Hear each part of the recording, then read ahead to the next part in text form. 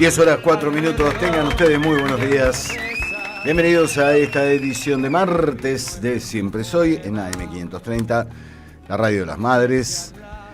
Ya nos vamos a meter en la lisergia de lo vivido en el, por suerte, breve discurso presidencial de ayer. Lo peor ya pasó, tranquilos.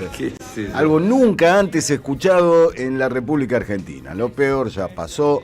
Los violinistas siguen tocando, dicen, ya, lo peor ya pasó, ya chocamos con el iceberg. ¿Qué puede haber peor que esto? Bueno, aguantemos un poco los trapos. Primero, bueno, un breaking news que tiene que ver con el mundo del espectáculo. Ya creo que en el programa del compañero Roberto Caballero se tiró alguna data.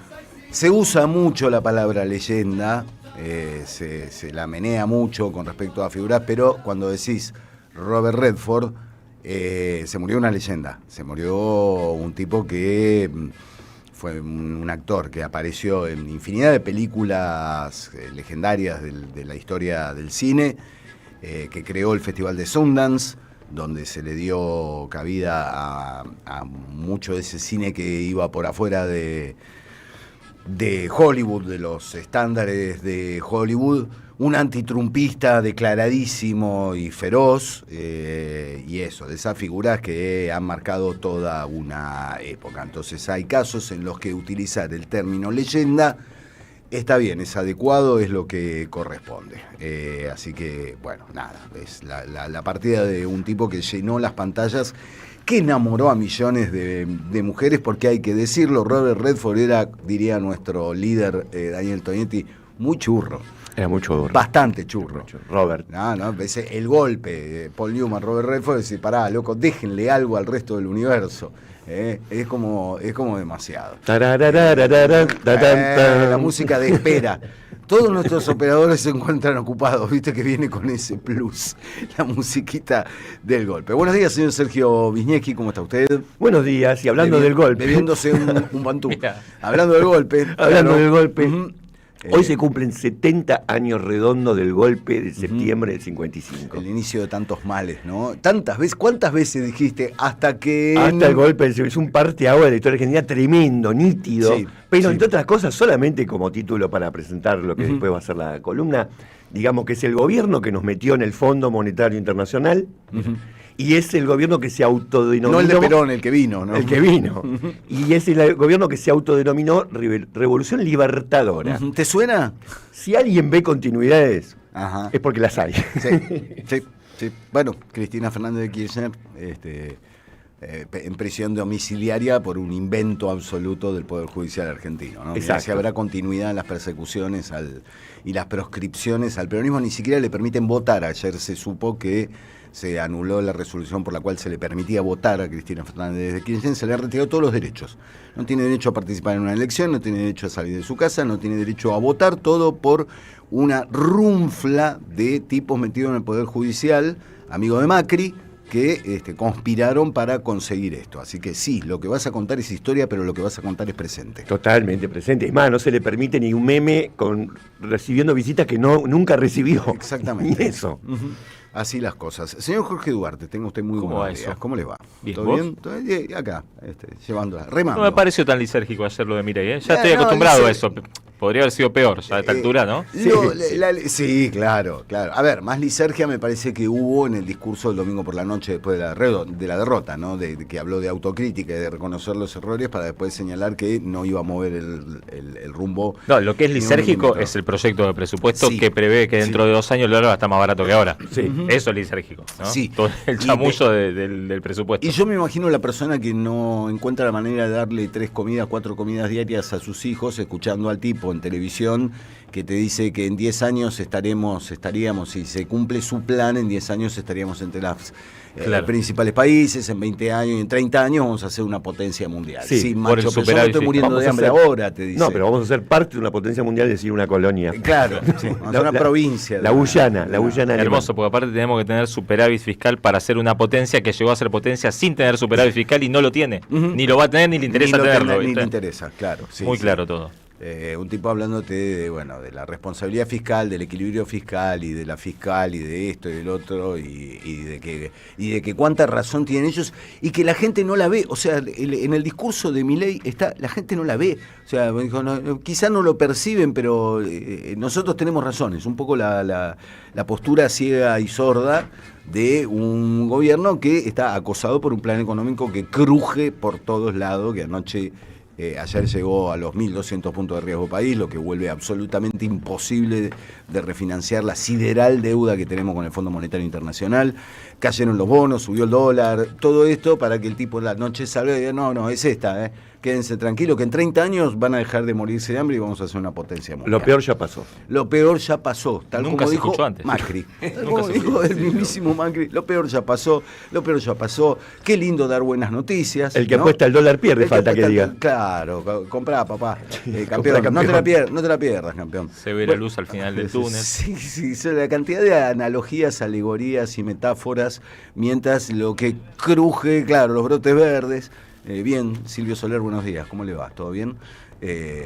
Toda esa serie de metáforas que no le sirven de nada a quien la está pasando como el culo en el día de hoy y en este presente en la República Argentina. Irina Hauser, ¿cómo le va? ¿Qué tal? ¿Todo en orden? Muy sorprendida por lo peor ya pasó. Pero no cabe la esa frase, no la escuché nunca. ¿Cabe la sorpresa a esta altura de parte del elenco? Una cosa, pero este gobierno, ya ¿cuántas veces la usaron? ¿4? Además, 4. claro, no es solo que Macri, ya la usaron ellos. Ya la usaron ellos, Caputo y el propio Milei. Claro. No tienen cara. ¿Te imaginas en una pelea de pareja que te digan, bueno, lo peor ya pasó? se viene el divorcio.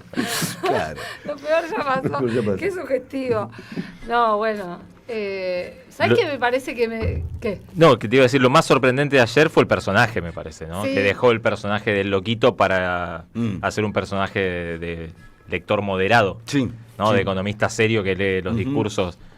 Me parece que no le está agarpando tanto el que insulta en redes y ahora está tratando de ponerse en otra piel a ver si con eso... Sí, que me parece que esa es la autocrítica que hicieron, ¿no? Claro. El plan económico va todo bien, no me votan porque puteo en redes, claro. Sí, más o menos, porque también me parece que algo que trajo este gobierno, incluso por lo cual fue votado, es porque venían a ser completamente disruptivos, a generar algo... que no te imaginabas lo que podía hacer y bueno, y hoy ya te imaginás lo que podía hacer y es lo que ya conocemos. Entonces me parece que lo tremendo de ayer, esto de que además intente ahora hablar de manera un poco más moderada, sin insultos y demás, es como la confesión de bueno, sí, soy lo mismo que todos. Claro. Me parece que hay algo de eso, ¿no? A mí me dejó esa impresión. ¿En serio dijo esto? Yo lo vi mientras estaba laburando. ¿En serio dijo que el 85% del presupuesto será destinado a educación, salud y jubilaciones? Sí, lo dijo. Sí, lo dijo. Sí, lo dijo. Sí. También dijo que el presupuesto prevé un crecimiento del 5% y que si no crece eso va a seguir recortando más de lo que ya recortó. Claro. ¿No? Que hay una cláusula como gatillo. Mientras menos crecemos, más recorto. 5%, claro. Pero si salen las leyes que él propone, es 7,6% que vamos a crecer. Vamos a superar a China prácticamente. Claro. Me parece que igual también la trampa es que él te presenta esto como si algún aumento pudiera ocurrir hoy, mañana, pasado. Pero estamos hablando del presupuesto del año que viene sobre una inflación que tampoco está clara cuál va a ser. Es sobre la ejecución 2025, que es bajísima, porque sobre el presupuesto 2023, porque no se aprobó nunca el 2024, ni tampoco el de este año, que prevé, como decíamos recién, a fin de año $1 más bajo que el que hay ahora. O sea, inflación anual del 10%. Inflación anual del 10%. O sea, es un dibujo. Sí. Un dibujo. Lo que me parece que sí hace Milei es poner en evidencia sobre la mesa la crisis institucional de la Argentina, que ya existía, pero que ahora queda, ¿no? Al descubierto absoluto. Esta misma semana dijo, bueno, quieren la ley de discapacidad, listo, yo la promulgo, pero no le doy fondos. O sea, es toda una farsa institucional de Argentina que no tiene solución sin una reforma constitucional. Porque esto que está pasando me parece que deja en claro que así como estamos, no se pueden solucionar los problemas. Todos con la vista puesta además en la sesión de mañana en el Congreso. El gobierno ya inició acciones al respecto, hizo su propio plan platita, enviándole plata a 4 provincias con las que cuenta a la hora de ver el poroteo de votos en el Congreso. Sí, 2 son aliadas. Sí, Ya eran aliadas de antes. De digamos, antes. ¿no? Las 4 en realidad le dieron votos para las leyes más importantes. Sí, bueno, Misiones, igual el contexto Chaco, es otro. Santa Fe y Mendoza. ¿no? Sí. Sí, el contexto es otro, me parece que la urgencia es otra, la gravedad es otra, pero sí, es el Milei momento. Y Milei es otro. Milei En las encuestas. Y Digo, sí, si vos obviamente. no es lo mismo darle los votos a un tipo que tiene 60-65% de imagen positiva en tu provincia que a un tipo que no sabes cómo va a llegar al 2026 porque no puede controlar el dólar, porque se le va el riesgo país, porque viene de perder por 15 puntos una elección. Políticamente no es lo mismo. No, igual en la Cámara, por lo que estuve charlando, sondeando entre ayer a la noche y hoy, hay algunas dudas, no es que están todos re tranquilos acerca del quórum y de la votación. No, con estos gestos del presidente. Cuader sorpresa siempre hay. Siempre hay un Cuader. Además, la ley cuando salió no tenía 2 tercios y ahora necesitas 2 tercios, o sea, tenés que sumar a lo que tenías. ¿No? Y el gobierno está jugando. Pero todo en un contexto de movilización que suponemos importante para el día de mañana, la convocatoria desde el mundo de la educación, de las universidades, ha demostrado ser muy potente, que conjuga un montón de... Sí, va a aglutinar a todas las manifestaciones, de por sí coincide con la de los jubilados, va a aglutinar... a los familiares del Garrahan también, pero me parece que bueno, que está planteada como una movilización para convocar a gente suelta, digamos. Sí. Transversal y policlasista, digamos, ¿no? La convocatoria. Hasta la CGT dijo que no sé cómo, pero sí, ayer. Ayer finalmente se decidieron. Pero bueno. Un poco lo que hablábamos fuera del aire, que está bueno para repasar la conversación acá. Todo no, ¿eh? Todo no. No. Lo que tiene que ver con el juego de los provincialismos. Necesitamos un sistema electoral que ordene eso, porque al final, si no, cada gobernador está peleando la suya y no le importa si por las 3 obras que necesita en la provincia tiene que dejar a los jubilados en un salario de mayor indigencia que antes, o si tiene que evitar que se apruebe la emergencia pediátrica, o que la moneda de cambio es la discapacidad, todo por, no sé, los 4 puentes, los 3 cordón cuneta. Digo, me parece que en algún momento tenemos que entender que la elección, por lo menos la elección, tiene que ir a un proyecto de país. Si todos los provincialismos juegan la suya, no hay un proyecto de país viable, porque si no, el mismo gobernador que juega con Milei mañana va a jugar con el otro por una cuestión absolutamente azarosa. Pero esa fragmentación me parece que también es un logro, entre comillas, de la política del gobierno. Pasaba antes. Muchos de estos eran aliados de Alberto Fernández. Si vos mirás Misiones, fue aliado del Frente de Todos. Sí. Salta fue aliado del Frente de Todos. No quiero decir que eran peronistas, porque capaz que es muy fuerte. Pero esta dependencia tan grosera de te doy 2 manguitos para lo que vos decís, o sea, me parece que ese nivel de manejo no sé, de los gobernadores es, bueno, no sé, por ahí es anterior. A mí en este momento me parece brutal. Sí, además ese manguito quizás no alcance para apagar los incendios y cuando se te prende fuego la provincia, se te prende fuego la provincia y el gobierno nacional como mucho te manda a la gendarmería para contener las cosas. ¿No? Que... Aparte la gente con discapacidad está en tu provincia también. Sí. Los jubilados también están en tu provincia. No es que yo soy una isla, ¿viste? Me das las obras, la ruta, el puente. Es una mirada muy corta, es una mirada de me atornillo a mi sillón de la manera que sea y bueno, y las Pero consecuencias yo lo ya que digo veremos. es que es producto un poco, este gobierno sí lo que tiene entre sus características es el antifederalismo. Esto sí es algo blanqueado como parte de la identidad del gobierno. Y me parece que bueno, que esto es parte del resultado. Y lo que sí cada provincia tiene sus jubilados, sus discapacitados. De hecho, lo que está pasando, por ejemplo, judicialmente, es que vos ves que en las provincias empiezan a mover amparos y cosas, y en algún que otro lugar hay respuesta. Ayer, por ejemplo, salió un amparo de una cautelar de un juez de Catamarca ordenando restituir todas las pensiones por discapacidad. Pero bueno, se va dando la pelea lugar por lugar, de manera, fragmentada. Sí, aislada y que te toque un juez con cierta sensibilidad, ¿no? Y no uno que diga, no, el equilibrio fiscal. Sí, pero, ¿no? también vinculado con las políticas de cada provincia, ¿viste?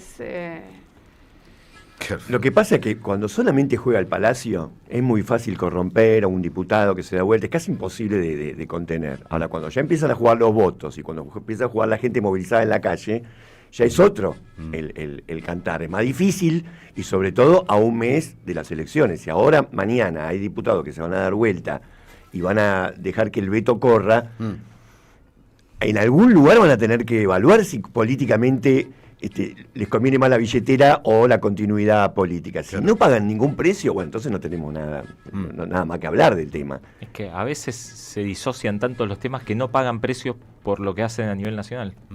Ya me parece que quedó claro que los provincialismos ganaron todos, más allá de lo que hicieron, porque el gobierno tuvo alguna derrota en la provincia de Buenos Aires, por ejemplo, donde nacionalizó la elección.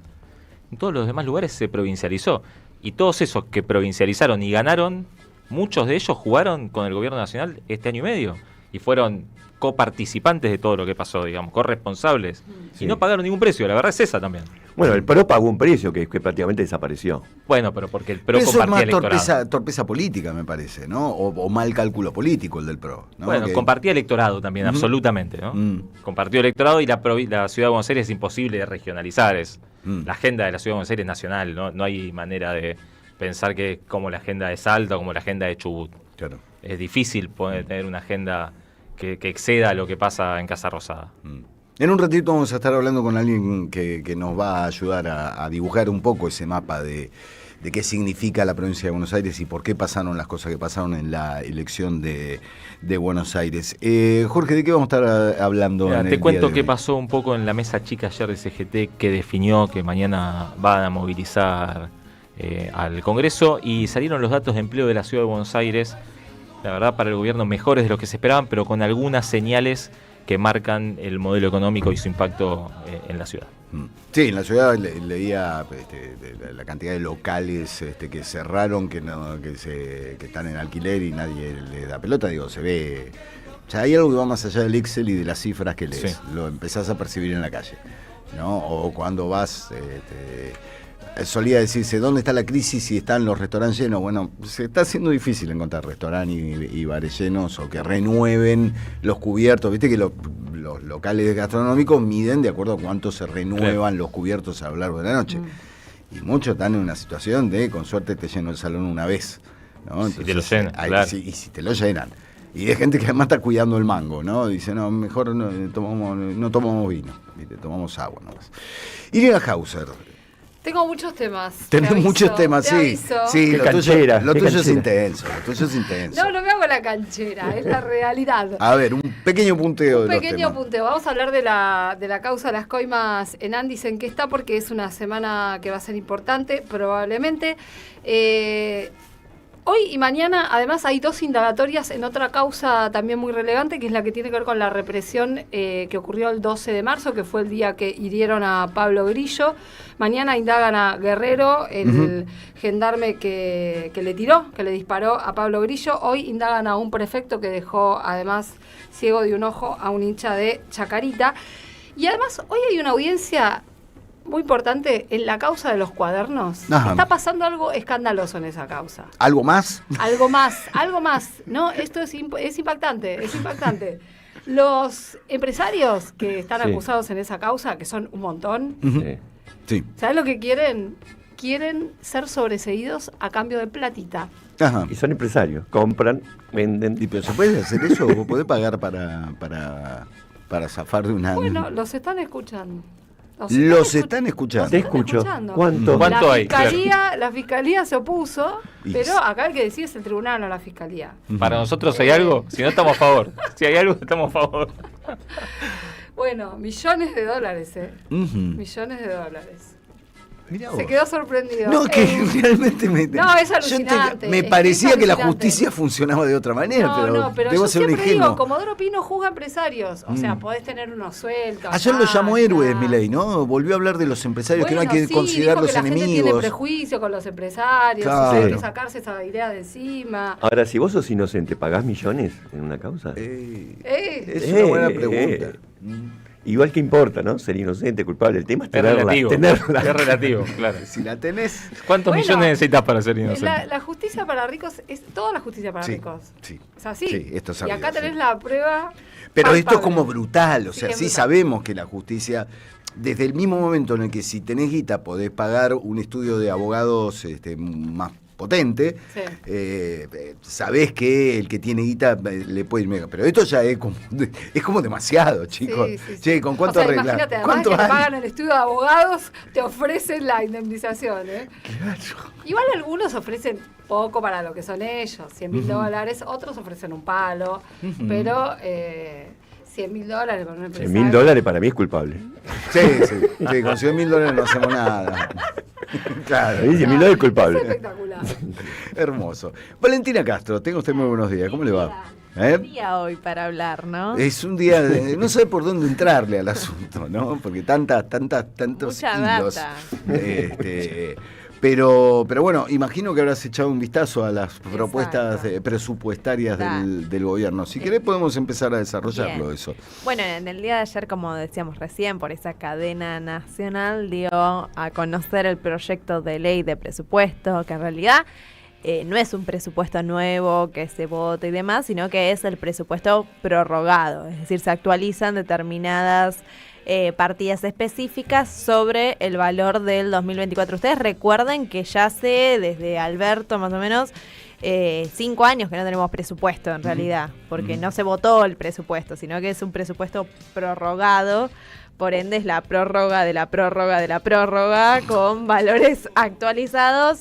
Ni siquiera en algunas partidas al ritmo que va la inflación, y eso es un poco lo que preocupa. Y después están todo lo que tiene que ver con esas proyecciones macroeconómicas que te dicen, bueno, lo que proyecta el gobierno de en dónde se va a invertir, cómo se va a invertir, cómo van a crecer determinados aspectos de la macroeconomía, como la inflación, el tipo de cambio y demás.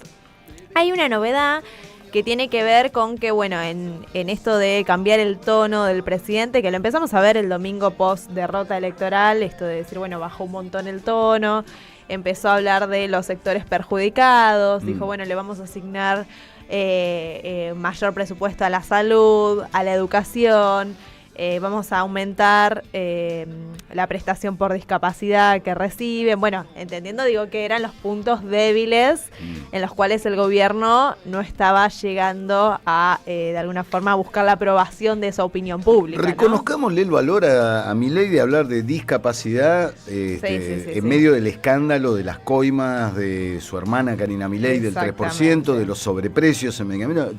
Hay un valor ahí, ¿no? En hablar de discapacidad sin que se le caiga el rostro. No tiene mucho registro, me parece. No, quizás, claro, quizás cuando hizo el acto en Moreno habló de prótesis, de compra con sobreprecios. Me parece que no tiene mucho registro de lo que dice. Si hay alguien al lado que le dice, no, Javier, eso no lo está escuchando. Sí, y aparte lo novedoso de esto, que bueno, uno ve el recorte del mensaje de los 15 minutos ayer y queda fantástico porque dice, che, bueno, al final nos vamos a ocupar de todo esto que no venimos prestando atención, como es la salud, la educación, las prestaciones por discapacidad, pero estamos hablando de valores que todavía se ubican por debajo de las transferencias del 2023. Entonces, digo, esta actualización de el 17% en salud, del 8% de educación, se hacen sobre valores viejos. Es decir, que no es un aumento real de esas partidas.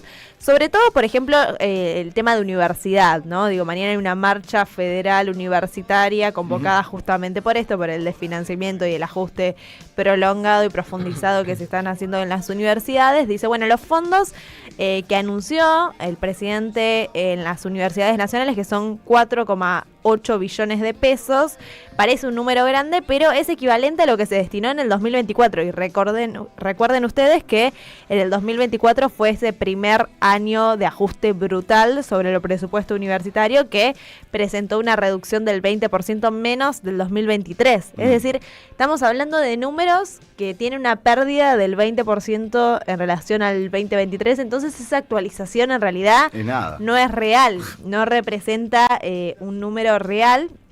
Y después, por ejemplo, tampoco dice de dónde van a venir estos fondos con los cuales se van a financiar estos aumentos, que digo, vos en el presupuesto decís, bueno, yo destino tanta guita y tanta guita a estas partidas y las voy a financiar de esta guita que ingresa por este lado. Bueno, esa parte no está aclarada, así que no se sabe de dónde va a salir principalmente los fondos. Después, en términos de proyecciones macroeconómicas, inflación, por ejemplo, dice que el presupuesto del 2026 asume que la inflación del 2025 va a ser de 24,5%. Ya en lo que vamos lleva 19,5% y quedan 4 meses. Que en los 4 meses, si nosotros dividimos eso, que tendría que quedar para llegar al 24,5%, debería dar la inflación 1,2 en los 4 meses. Pero ya en el INDEC están trabajando para eso, no te preocupes, están con la regla. Parecería ser muy difícil que la inflación en los próximos 4 meses de 1,2, 1,2, 1,2, 1,2. Son Pablo Picasso, no te preocupes. O sea, en el dibujo parece fantástico, pero está bastante difícil.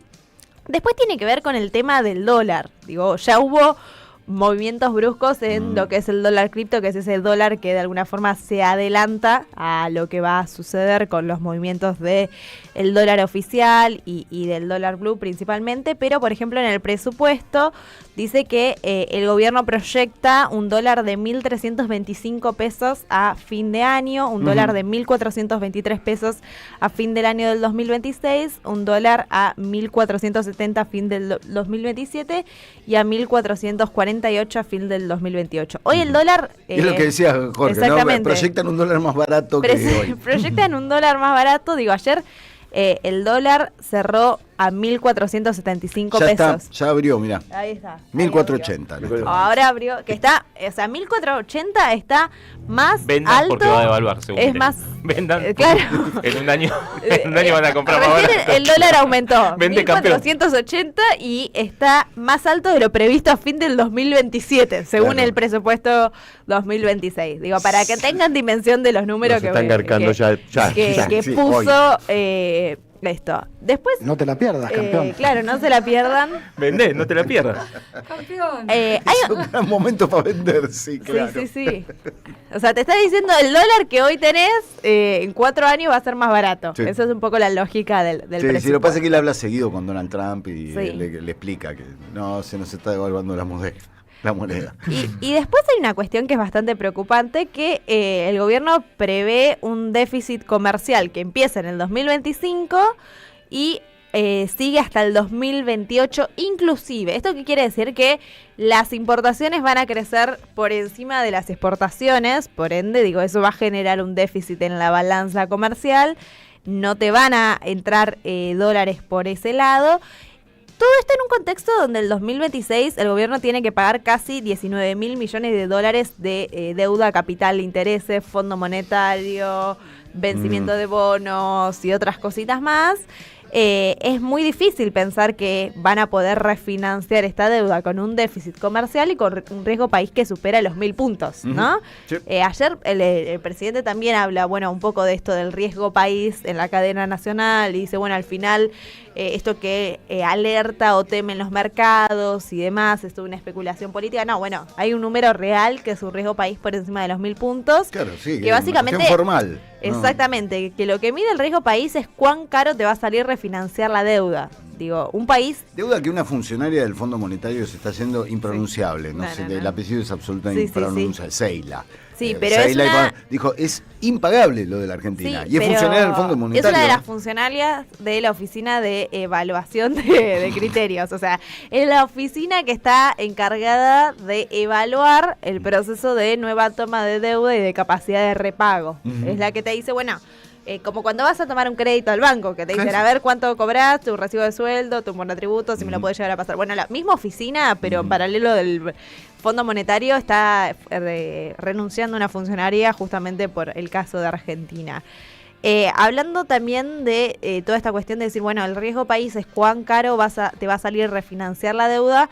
Hoy tenemos un riesgo país que supera los 1.000 puntos. Para ser un país normal, en términos de mercado, tendríamos que tener un riesgo país de 350 puntos. O sea, Estamos muy lejos. pasados de ser un país normal en términos del mercado. Pero bueno, para ir cerrando, también entender que todo este mensaje que dio a conocer en el día de ayer Javier Milei, el presidente de la Nación, y la posterior publicación de la ley del presupuesto, con sus mensajes, con sus anexos, con sus tablas infinitas y demás, dan cuenta que es un presupuesto escrito y diseñado por el Fondo Monetario Internacional, ¿no? Que acá está el punto clave de la cuestión, un presupuesto que destina un gasto mayor al pago de intereses de la deuda que a partidas fundamentales como son salud, educación, transferencias a las provincias, empresas públicas y demás. Todo esto está planificado y que las reformas que pida el Fondo Monetario se empiecen a hacer después de octubre, justamente después de las elecciones. Pero se estima, digo, en los papers también del Fondo Monetario, lo que está mostrando es una reforma laboral que se empiece a discutir en el mes de diciembre, por ejemplo, ¿no? Bueno, determinadas cuestiones que, digo, si uno agarra el acuerdo con el fondo y agarra el presupuesto y mira las proyecciones y mira las exigencias, es más o menos lo mismo. Digo, es un presupuesto diseñado a favor y a gusto del propio Fondo Monetario. Vamos a ver qué tan de real tiene esto en la aplicación, sobre todo en esta crisis económica. ¿Qué herramienta le queda hoy? Ponele a Caputo, ¿no? Hoy el dólar abre 1.480, empieza a trepar. ¿Qué herramientas tiene Caputo hoy para contener este dólar? Sí. Vender, está el tope de banda, se vende. Eso es lo que dijeron. ¿Y la siempre. consecuencia de eso? Bueno, y eso es que cada vez tienen menos dólares, digo, ya usaron... Vos fíjate que esto es lo que dice Caballo, o sea, no lo digo yo, lo dice Caballo para que tengan dimensión. Caballo que dice, ustedes hicieron una campaña diciendo que iban a prender fuego el Banco Central y cuando ustedes autorizan que el Tesoro empiece a vender y a intervenir el valor del dólar, están creando un Banco Central paralelo, básicamente, ¿no? Primero eso, ¿no? Digo, están emitiendo, pero no a lo loco, a lo loquísimo, o sea, están quemándose sus propios papeles, hay una inconsistencia teórica, práctica, lógica de sus mismas teorías, en este caso.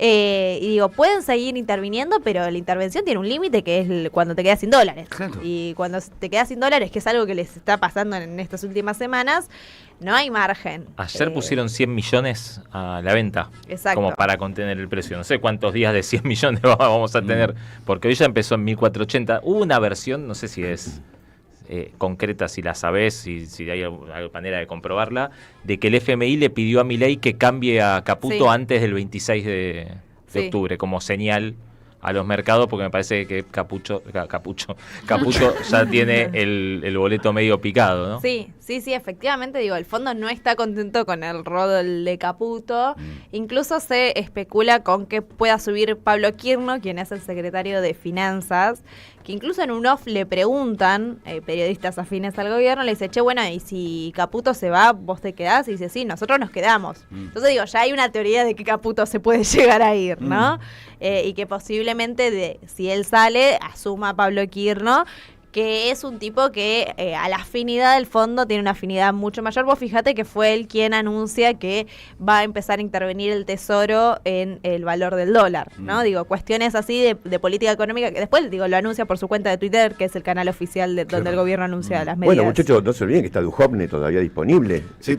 Puede entrar en cualquier momento. Sí, Caputo por ahí se está planteando, bueno, llega el momento de ir a disfrutar a Copacabana, en 6-8 años vuelvo. Sí, ¿no? es el momento. Digo, la historia reciente nos lo demuestra. Total. Ayer hubo un tuit muy bueno, Pablo Cerdán dijo, no cambia de campera, mirá si va a cambiar de rumbo. Estaba espectacular. Sí, claramente. Muchas gracias, Valentina. La seguridad de tus valores y tu tranquilidad resguardadas en el mejor lugar. Ingot, la empresa líder en servicio de alquiler de cajas de seguridad privadas, cuenta con la más moderna tecnología, mayor seguridad y la mejor atención. Encontralos en Microcentro, Nordelta, Córdoba, Punta del Este y ahora también en Avenida Gaona y en Nuevo Quilmes Plaza. Más información en www.ingot.com.ar. Me gusta la gente que cuando saluda 10:38, estamos haciendo Siempre Soy aquí en AM530. Le recuerdo a los amantes de las teorías conspiranoicas que el señor Daniel Tonietti está con unos días de descanso, vuelve esta semana, muy probablemente este jueves esté de vuelta al comando de la nave, así que aflojen con toda visión así medio paranoica del asunto. Jorge, te veo con el teléfono en la mano y me da miedo. No, ¿sabés que ayer hablamos con el rector de Ciencia de Exactas de la UBA y nos contaba de cuánto era un salario docente? Viste que le preguntamos cuánto gana un docente, dijo 200.000, 250.000 pesos, 300.000 pesos. La simple. Claro, el de dedicación exclusiva. El de dedicación exclusiva, o sea, el tope de gama entre un palo 200 y 2 millones de pesos. Bueno, hizo una encuesta la Asociación de Docentes de la Universidad Arturo Jaureche, que es la de Florencio Varela, para tener una idea de la percepción de cómo está la vida de los docentes, cómo evolucionó en los últimos tiempos, fundamentalmente con lo que es la depreciación salarial. La conclusión fue, no evolucionó. No, involucionó, por supuesto. Para llorar. Involucionó. Pero, bueno, la que hizo la encuesta es la Asociación de Docentes e Investigadores de la Universidad Nacional Arturo Jaureche. Contactó a 600 docentes e investigadores, le preguntó sobre su situación socioeconómica. Por supuesto que masivamente empeoró su situación salarial, ¿no? Perdieron más o menos el 50% de su poder adquisitivo desde que asumió Milei, pero me parece que el dato más importante es que el 19% de los docentes universitarios dijo que está obligado a realizar trabajos que no están vinculados a su formación para poder sobrevivir. ¿De qué estamos hablando? Uber, Rappi, venta de productos cosméticos, Vuelve un clásico de los 80, lo del ingeniero conduciendo un taxi. ¿Te acordás que era un clásico de los años 80, la fuga de cerebros, que también está pasando, que lo hablamos también ayer, ¿no? Investigadores del CONICET, que, bueno, los obligan a irse a laburar al sector privado, o ingenieros manejando taxis. Sí. Bueno, yo estoy acá, ¿no? Claro, bueno, un complemento. Bueno. Era esto Uber, claro. Un 70% de los docentes declaró haber recortado cursos para seguir formándose, cursos de posgrado, por ejemplo. O sea que no solo impactan la situación cotidiana de ellos, en su propia formación, en lo que pueden transmitir a sus estudiantes. Casi nadie puede seguir formándose para estar mejor en el futuro, sino que en realidad pierde horas de trabajo y pierde horas de formación. Y un 57% de los docentes, de estos 600 docentes de la Universidad Arturo Jaureche, dijo que abandonó actividades deportivas de recreación por falta de tiempo o de dinero. Bueno, me parece que esta es la coyuntura, ¿no?, en la que mañana se va a movilizar masivamente. Me parece que el reclamo por eso es tan transversal y policlasista, ¿no? Porque me parece que está afectando en gran medida a todos los sistemas. Hablar de la calidad educativa, ¿no? Cuando tenés docentes que no pueden especializarse o realizar cursos para ampliar sus conocimientos, también estás degradando la calidad educativa en general. Vamos a subir al aire de la 530. Porque, bueno, venimos hablando de lo que sucedió en Buenos Aires, en las elecciones, las razones de eso, el impacto económico, especialmente en la provincia de Buenos Aires, del plan que lleva adelante el gobierno. Nos puede iluminar y ampliar varios datos Walter Correa, que es ministro de Trabajo de la provincia de Buenos Aires, entonces conoce muy bien esa problemática y que está en comunicación con Siempre Soy. Walter, muy buenos días. Aquí Eduardo Fabregat y todo el equipo de Siempre Soy, te saludamos. ¿Cómo estás? ¿Qué tal, Eduardo, del equipo? Bueno, la mesa, la audiencia, bueno, muchas gracias por darme la posibilidad de manifestarme.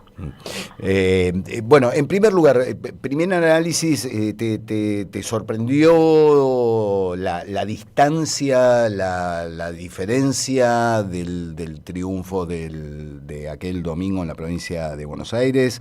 Había un optimismo, pero quizás no tanto. No, la verdad que uno...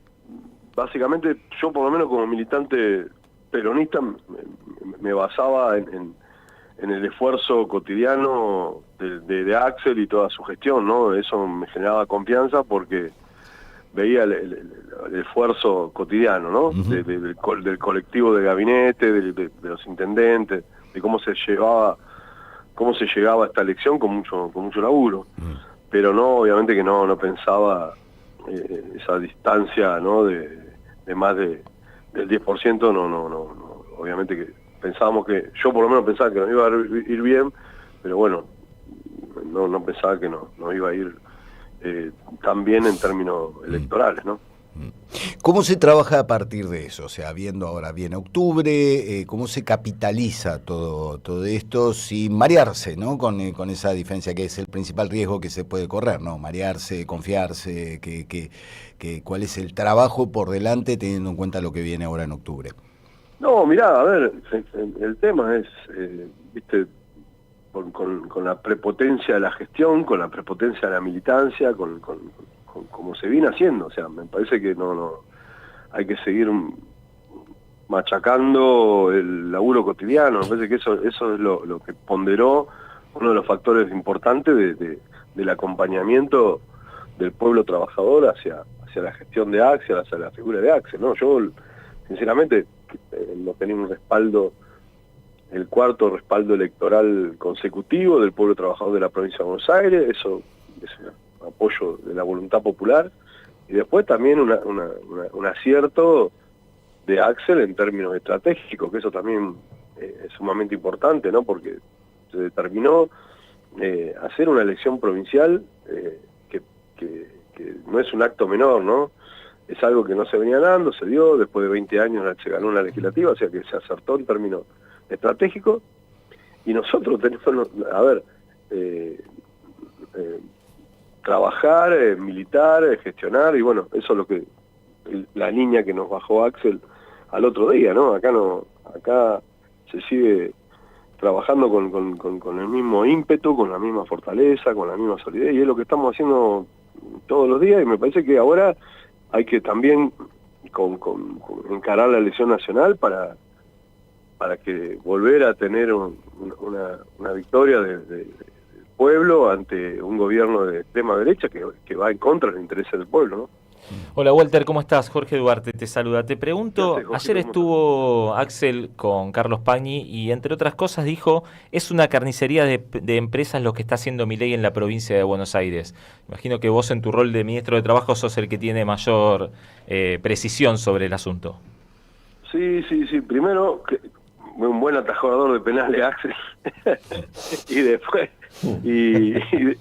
después sí, la verdad que mirá, yo recién pedí ahí a la producción que me aguardaran un ratito porque estamos con el tema de la Suipachense, ahí en Suipacha, una situación muy compleja. O sea, nosotros tenemos un presidente que no habla de producción, no habla de trabajo y mucho menos los derechos de los trabajadores y las trabajadoras. Y se dedica a hacer gestión a la timba financiera en términos locales y en términos internacionales. Entonces esto obviamente que daña el entramado productivo de la provincia de Buenos Aires, que es el 50% de toda la República Argentina, y nosotros nos vemos realmente, no solamente tenemos un ahogo financiero, no solamente tenemos un ahogo económico, ¿no? Por no cumplir la Constitución, por no cumplir la legislación del Gobierno Nacional, sino también que tenemos un proceso industricidio donde, sinceramente, Jorge, está la situación muy compleja, muy difícil. Yo te puedo decir lo de la Suipachense, te puedo decir lo que está sucediendo en San Nicolás, que todo el cordón metalúrgico, toda la acería, digamos, de la región está sumamente afectada. Te puedo decir lo de Campana, que una empresa que ensamblaba motos, que de buenas a primeras cierra sus puertas. Después tenemos en 300 puestos de trabajo, 300 familias, para nosotros son 300 familias, no son una planilla de Excel. Ahí en Pilar, en una cerámica, una fábrica de cerámica.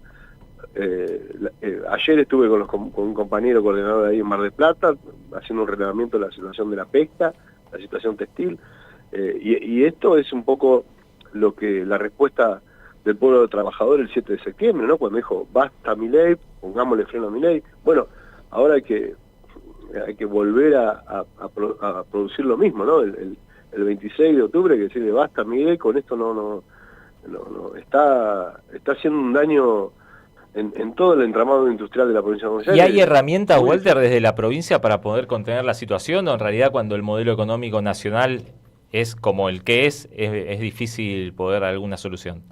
No, mirá Jorge, las herramientas son del contexto de la provincia. O sea, nosotros desde el Ministerio de Trabajo, todo lo que accionamos, el concepto y el principio nuestro de acción es preservar la fuente de trabajo.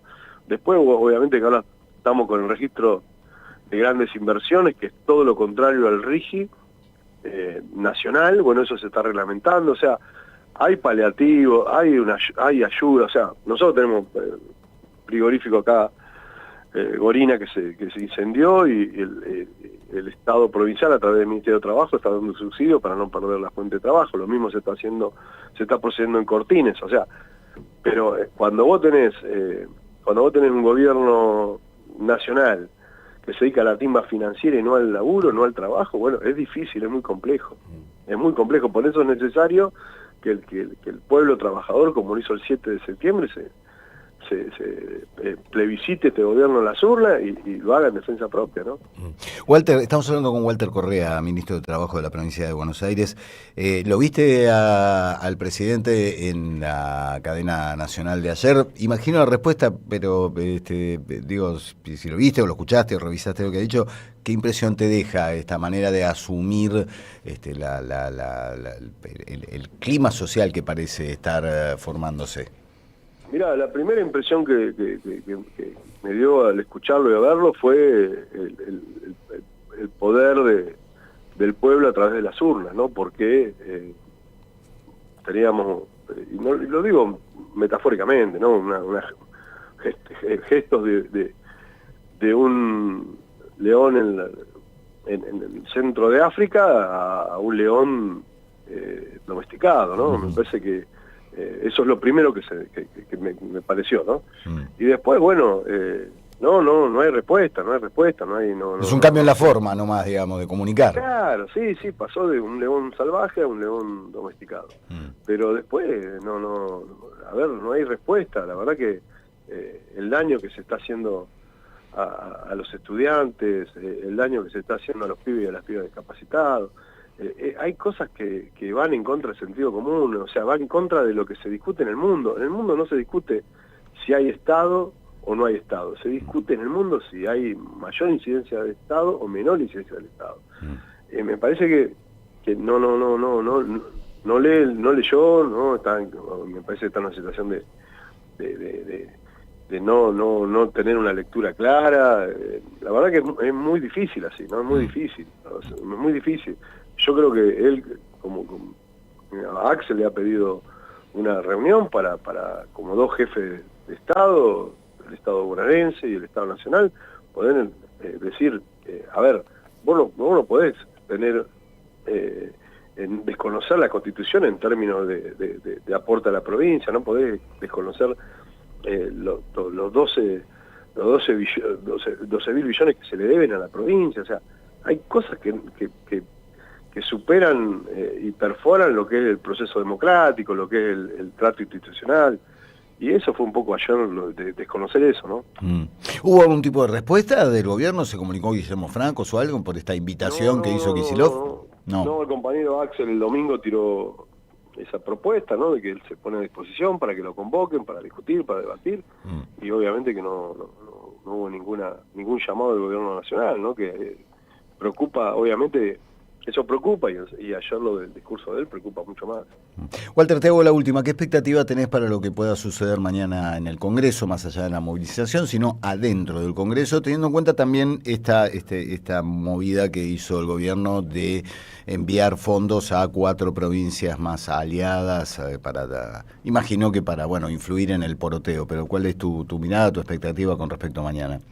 No, tengo mucha expectativa en lo que significa la movilización popular, ¿no? Obviamente que esto también, permitime, también el Movimiento Derecho al Futuro va a acompañar esa movilización, va a ser parte de esa movilización, ¿no? Me parece que nosotros tenemos una cuestión inédita en los últimos 41 años de democracia, donde hay una provincia que acompaña, una provincia que tiene su propia columna y un gobernador que está al frente de ella, acompañando en este año y 8 meses la lucha del pueblo trabajador, la lucha de los estudiantes. Y después en el Parlamento, que, yo estuve 4 años como diputado de la Nación y lo que me parece que hay una situación de que los legisladores están entendiendo que estamos en un proceso de precarización democrática, estamos en un proceso de no tener legitimidad en términos de interpretación de la voluntad popular. Entonces yo creo que eso se va a empezar a jugar y muy fuerte, ¿no? Muy fuerte porque impera el raciocinio, impera el sentido común en esta situación, y esto va a tener una lectura muy rápida de los diputados y las diputadas. ¿Vos creés que puede pasar que un diputado o un senador que responde a un gobernador y ese gobernador quizás hasta baja una orden, mirá que mandaron fondos, vos tenés que votar así, puede pasar que haya algún gesto de rebeldía? Yo creo que puede pasar porque esa rebeldía está convalidada por cómo se viene manifestando el pueblo a través de las urnas. Walter. Entonces, es difícil ir en contra de eso, ¿eh? Es muy difícil. Bien. Walter, te agradecemos el tiempo y la charla. Bueno, ya tendremos oportunidad de volver a conversar de estos temas. Tenemos mucho por delante, va a ser un fin de año intenso por demás. Bueno, yo les agradezco a ustedes por poder, a la 530, poder manifestar lo que siento, lo que pienso ahí a la Radio de las Madres, así que muchas gracias. Un gran abrazo, hasta luego. Abrazo grande. Walter Correa, ministro de Trabajo de la provincia de Buenos Aires, en conversación con Siempre Soy. No se puede vivir del amor, no se puede... ¿Se ya fueron a ECAS? No. ¿Y qué están esperando? No, ahora no, Ahora no, que tenemos Ahora no hasta las puede. 12. Hasta las 12 los quiero acá, pero sepan que en ECAS el maple de huevos sigue 5.500 pesos. Y no vas a encontrar maple de huevos. Huevazo. Es un huevazo. El queso cremoso, 6.500 pesos el kilo. La yerba, medio kilo, 900 pesos. La yerba no baja de 1.200, de 2.000 pesos el medio kilo, ¿no? Está ahí, 1.800, 2 lucas el medio kilo. Así que bueno, no sé, fíjate, qué sé yo. Yerbazo. El yerbazo, huevazo, quesazo, cremosazo. Bueno, ustedes pueden pasar por Serrano 461, pueden ir a Avenida Díaz Vélez 3761, pueden ir a Arana 293 en Monte Grande, o al que los mismos compañeros de ECA señalan como uno de sus mejores abastos, un lugar para conocer y chequear todas sus ofertas, que es el abasto de La Matanza, en San Justo, el Monseñor Bufano 2201. Sigan a ECAS, a la empresa cooperativa de alimentos Soberano, en las redes, es muy sencillo, @SomosECAS, para conocer las ofertas, estas y muchas más que pueden encontrar allí, y además apoyar el trabajo de esta cooperativa de 60 familias, que demuestra que no necesariamente tenés que dejar medio hígado o un riñón en la caja del supermercado para poder llevarte algo. Y además, ya que mencionamos recién la yerba, el yerbazo, les quiero contar, ya se los conté otras veces, pero hay que contarlo de vuelta. Hoy, que es un aniversario nefasto para el peronismo, vos podés tomar mate con tu lata de yerba mate compañera y decir: la Libertadora a las pelotas. ¡Viva Perón! Corta. 4 modelos bien peronistas, para que en cada mate te acuerdes de qué lado de la mecha te encontrás. Tenés Perón y Evita, tenés Néstor y Cristina, tenés Eve, nuestra querida Eve y Juana Azurduy, y San Martín y Rosas. Los primeros peronistas fueron esos dos. Claro, totalmente. Y además los mates, ¿sabés cómo van como trompada? ¿Sabés cómo van como trompada? Con alfajores Pocho. ¿Te comes uno? ¡Te clavas 8, papá! Claro que sí, alfajores Pocho en sus 4 sabores: chocolate, dulce de leche, chocolate blanco y frutos rojos. Los podés encontrar en todos los Perón, Palermo, San Telmo, Córdoba, Lanús, Madrid, y en la tienda online. Tienen envíos a todo el país. Los seguís en @Perón Resto Bar. Vamos hacemos una pausa, una tanda publicitaria, pero quédense allí, porque todavía nos quedan unas cuantas cosas. Todavía Irina vino con un carpetón así. Además se sigue enterando de cosas, ¿no? Le siguen llegando cosas. A mí me da miedo cuando agarran el teléfono y ponen cara. Digo, uy, no llegamos, necesitamos un programa hasta las 2 de la tarde. Pero no, tranquilos, es hasta las 12. Señor Silvio Soler, disponga de los parlantes, los micrófonos.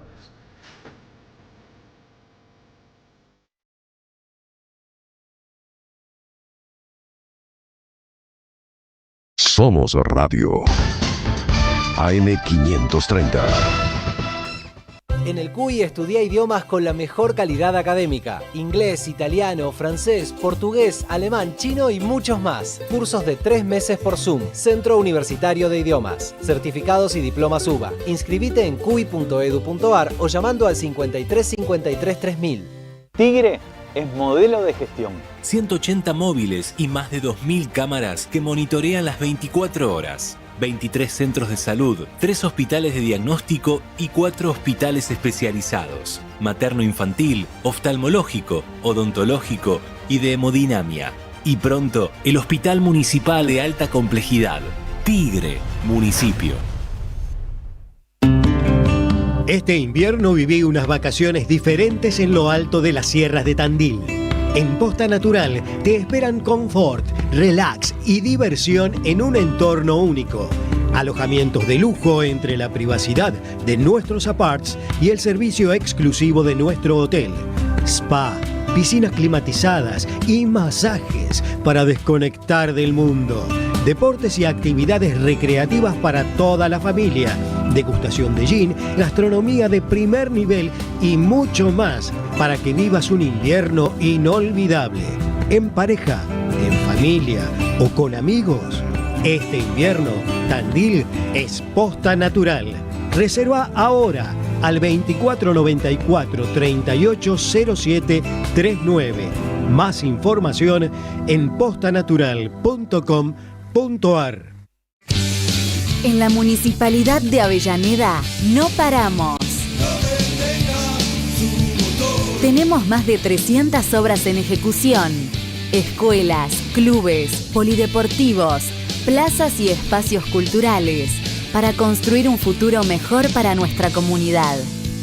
Somos un Estado eficiente y al servicio de cada vecino y vecina. La economía no es una ciencia oculta. La información que Rulo de la Torre analiza en Siempre Soy la encontrás en www.motoreconómico.com.ar. Seguí a Motor Económico en todas las redes.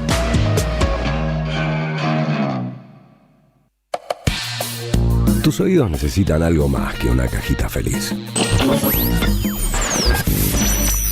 Radio Caníbal.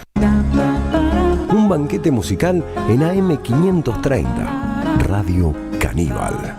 Los miércoles, de 1 a 3 de la mañana, Eduardo Fabregat musicaliza la vida. Carlos Barragán, Carlos Barragán vuelve a los escenarios argentinos a cantar tangos y otras curiosidades, cosas de Brasil, cosas de Italia, cosas de folclore y otras cosas. Carlos Barragán vuelve a los escenarios para cantar y tratar de descubrir dónde nos perdimos, dónde nos podemos encontrar, por qué nos pasó de todo, y yo no sé, y qué se puede hacer salvo ver películas de Francella, y por qué el tango nos espera en lugar de venir él, como el locutor que no vino y tengo que grabar esto. ¿Ah? Acá estoy, Barra, haciéndole la segunda como corresponde. Barragán canta tangos y otras curiosidades. Viernes 19 de septiembre, 21 horas, Lanús. Avenida 9 de Julio, 1999. Perón, Restobar. Entradas en Alternativa Teatral. El sabor que te acompaña es Café Bantú. El aroma en la mañana de Café Bantú. Bantú. Las voces se multiplican. Nuestra comunidad se agranda. Este descubrimiento de hace 100 años le dio vida a muchísima gente. Gracias a la Comunidad 530, renovamos nuestra planta transmisora. Más potencia, más llegada. AM530 Somos Radio. A todo el país.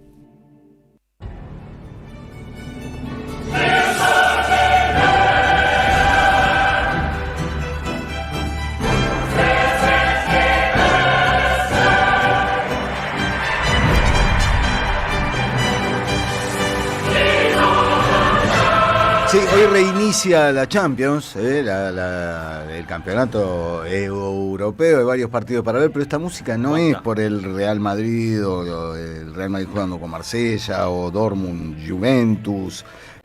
No tiene nada que ver con esos equipitos de segunda categoría. La música de la Champions es porque toma la palabra en Siempre Soy Irina Hauser, con los puños llenos de legajos. Ay, qué horrible. No, aparte porque es todo digital. Ya no. Claro, ya sí, está. ya no hay. No hay tanto expediente. Sí. En una época lo llevaban en carretillas. Hay expediente, pero todo virtual, incluso la firma es virtual. Lo cual, ¿no? O sea, si le dejas tu firma a un abogado que después te traiciona, te pueden llegar a pasar cosas, ¿no?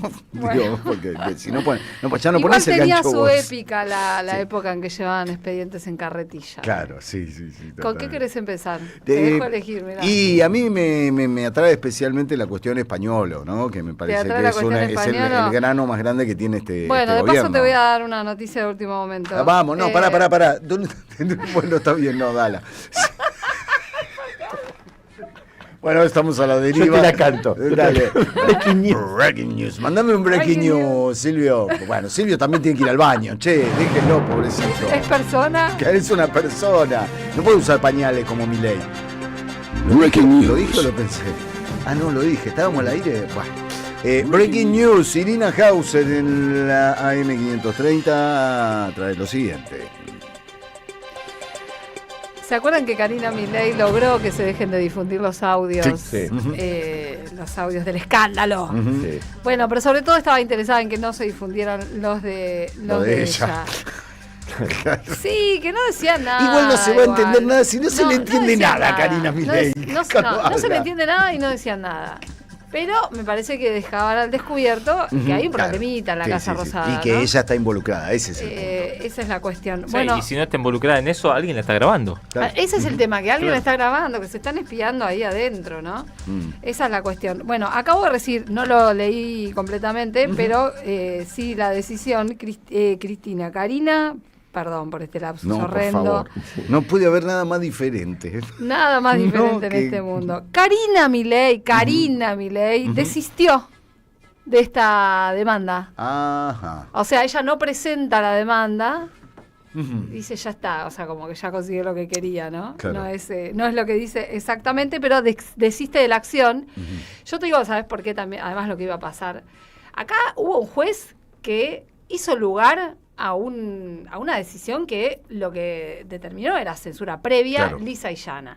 Y la Cámara de lo Civil y Comercial lo iba a bajar de un ondazo. Claro. Y además seguramente iba a cuestionar todo lo realizado no solo por el juez, sino lo planteado por Karina y por el gobierno. Ella hace una presentación donde dice que lo que resolvió el juez Alejandro Maranielo, que además está multidenunciado por situaciones de acoso laboral y sexual. Ella dice que bueno, que lo que hizo el juez está muy justificado y ajustado al derecho dentro de todos los parámetros constitucionales. ¿Lo de abusar de mujeres? No, lo que ella pidió. Que no se trató de censura previa y que no puede permitirse la utilización de elementos obtenidos ilegalmente con finalidad política y dañina, que ella igual cree en la libertad de prensa, pero que no puede utilizarse ni convertirse en un escudo o protección para la realización de campañas de manipulación de la opinión pública y mucho menos para la utilización de audios, escuchas, videos o fotografías obtenidas ilegalmente. Más allá de todo eso, dice, voy a desistir y desiste. Se habían presentado además hoy 2 abogados diciendo son las 9:30 y Karina no presentó nada.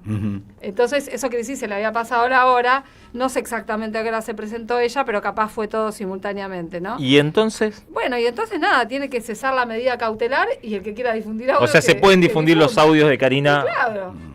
Ese es el resultado de la situación. ¿Los difundimos? Pasémoslo. Primero hay que tratar de entender qué corno dice. No sé, bueno, está bien lo que dice. Pasamos el traductor de Karina a castellano y ahí los... Sí. ¿Vos decís que el traductor puede con ella? Y capaz que Google tiene alguna herramienta, ¿viste? Por ahí empieza a echar humo la máquina, Jorge. Bueno, esta fue una de las múltiples derivaciones que que tiene el escándalo, que en realidad lo que más nos importa es que hay audios de quien sería Diego Españolo, el ex titular de la Agencia Nacional de Discapacidad, hablando de una estructura de corrupción importante en el gobierno, de donde se pagaban coimas a través de la droguería suizo-argentina, no solamente porque la suizo-argentina consiguiera más contratos costosos y porque pagara, sino porque aparentemente, por lo que dicen los audios, también habría sido vehículo de coimas de otros proveedores, ¿no? Uh-huh. Y esta es la causa que importa. Claro. La otra, obviamente, la de la censura previa, importa mucho por el gesto que implicó desde áreas de gobierno y desde la Secretaría de la Presidencia, pero la que realmente preocupa al gobierno es la causa de las coimas. Es la causa donde Diego Españolo se quedó el viernes sin abogados, lo hablamos un poco el viernes, que habían renunciado los abogados de Diego Españolo. Ellos renunciaron en un contexto en que el planteo era: no se puede tener una conversación fluida con este sujeto, está completamente errático, está un poco desequilibrado, un día dice que quiere ser arrepentido, otro día dice que no quiere nada, otro día dice que quiere negociar con alguien, y después no nos habla a los abogados, ¿no? Después no se dirige la palabra y nos manda intermediarios. Este tema de los intermediarios empezó a hacer un cortocircuito porque, bueno, cuando vos tenés un estudio de abogados, claro, y hablas con esos abogados. Y Españolo empezó a mandar al hermano a intermediar y, bueno, y lo que siente es que en realidad está paranoico, que lo dejan solo y, bueno, ya no tiene los abogados. Tiene sus razones para estar paranoico, ¿no? Digo, sí. Pateó un hormiguero. Pequeño detalle que te grabaron y... Hay una duda igual, viste, en el gobierno. En el gobierno decían, lo grabó Cerimedo. O el propio Españolo decía, lo grabó Cerimedo, ¿no? Me grabó Cerimedo. Pero en el gobierno también tenían la duda de si no es el propio Españolo el que grabó. No se sabe quién grabó. Lo que sí se sabe es que lo contaba mucho. Sí. Lo que se sabe es que hablaba con mucha Cerimedo gente. declaró bajo juramento, ¿no? Cerimedo hizo una declaración que fue muy importante en la causa porque él, bajo juramento, como testigo, dice: a mí me contó lo mismo que se cuenta en los audios, en distintas conversaciones a lo largo de 2024. Cerimedo es alguien que además fue muy cercano a la Libertad Avanza, más que cercano, fue parte de la conformación de la Libertad Avanza, en la casa matriz, digamos, que estuvo. Uno de los fundadores de La Derecha Diario, vehículo de información sumamente importante para el gobierno. Hoy está distanciado. Su esposa además trabajó en Andis y se fue en noviembre del año pasado y se fue mal. Ahí hay un signo de interrogación como también. Reutemann, ¿no? Vio cosas que no podía contar. Y vamos a ver, porque capaz en algún momento las tenga que contar. Parece que sí las quiere contar. Cerimedo, bueno, algo contó y se volvió algo importante en la causa, porque hasta ahora la discusión era: no, los audios no valen porque fueron tomados en forma ilegal, clandestina, subrepticia. Esto plantea a la familia Kovalipker, que es la dueña de la droguería suizo-argentina. Igual es una discusión en el expediente, pero ya que exista empieza a ser anecdótico, testimonio, ¿no? de Lo de los Cerimedo, audios es muy importante. Sí, pero vas a ver que van a batallar con eso. No, seguro. La discusión está abierta. El juez Casanelo le tuvo que pedir opinión a todos. Ayer Poder Ciudadano hizo una presentación. Poder Ciudadano es querellante en esta causa. Es una organización no gubernamental que consiguió ser reconocida como querellante. Y ellos lo que plantean es que los audios tienen toda validez. Y que además el estándar para los funcionarios públicos sobre lo que se considera la violación a la privacidad es mucho más bajo que para cualquier persona común. Y Españolo es un funcionario público que además, resaltan esto que decíamos recién, le estuvo contando a mucha gente lo que pasaba, con lo cual también se exponía a que quien lo estuviera grabando denunciara lo que estaba escuchando. Claro. Porque los funcionarios además tienen la obligación de denunciar un delito. Bueno, eso también es un tema con Españolo, ¿no? Porque vos le estás contando a medio mundo lo que estabas viendo. Menos a la justicia. Claro. Así que bueno, eso también probablemente sea una cuestión que aparezca en la causa, pero te diría que en el conjunto es la de menor envergadura, porque lo que está tratando el fiscal Franco Picardi y el juez Casanelo es de corroborar con prueba lo que dicen los audios. Y el núcleo de lo que dicen los audios es: existió un sistema de pago de coimas, específicamente en la contratación de medicamentos y de prestaciones de todo tipo, pero bueno, se sospecha que también había algo particular con las prestaciones de alto costo y baja incidencia, que son las que más pasan por ANDIS, ¿no? Por la Agencia Nacional de Discapacidad. De todos modos, por la cantidad de contrataciones que tiene la droguería suiza argentina, que fue además incrementándose en el último año y más en 2025 con distintas áreas del Estado, claro. Yo creo que a la larga va a ser inevitable que otros ministerios otras áreas de gobierno empiecen a caer en la volteada. Bueno, de hecho, el Ministerio de Salud es el mayor comprador a la droguería suizo-argentina. Esta semana, el jueves, se levanta el secreto de sumario. Ah, cierto. Entonces, claro. Eso, claro, nunca ¿Puede llegar a prorrogarse? Estuvimos tan pendientes de que se levante el secreto de sumario. ¿Puede llegar a prorrogarse, Irina? ¿Puede haber algún tipo de...? Y es difícil, tiene que haber mucha fundamentación para que se vuelva a prorrogar el secreto de sumario, porque es una circunstancia que lo que hace es que las partes no tengan acceso al expediente. Claro. Y en este caso, bueno, hay personas que saben que están siendo investigadas, pero no saben en su fuero íntimo seguramente saben por qué. Se lo imaginan. Me refiero a Spagnuolo y a Daniel Garbellini, que era el encargado de acceso a servicios de salud y el que más se encargaba de contrataciones. Garbellini es el que aparece mencionado en los audios como... me pusieron un funcionario, claro. De macrista para que venga a recaudar, ¿no? Y yo pongo la firma todo para arriba, claro. ¿no? Y yo pongo la firma. Exactamente. ¿Va a haber nuevos audios a partir de octubre? Estamos esperando. Y yo no sé, viste, porque los tenía todos Carnaval Stream. Yo ahí no sé.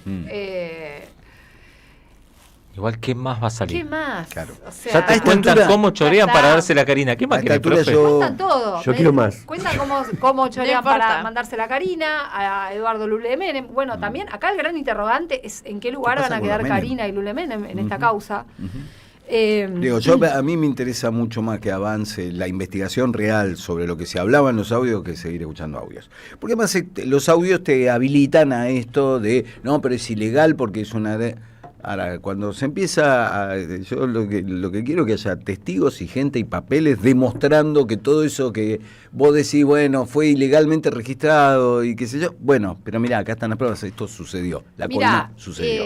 Esto sería espionaje ilegal si le hubieran pinchado un teléfono, pero no es lo que pasó. Se escucha ruido de bar, te grabaron en un bar. Y esto, toda la jurisprudencia además y la de las cámaras ocultas habilitan a que se utilice este tipo de prueba. Igual van a insistir en dar esa discusión, sí, van a insistir, obviamente, porque bueno, los defensores trabajan de defensores.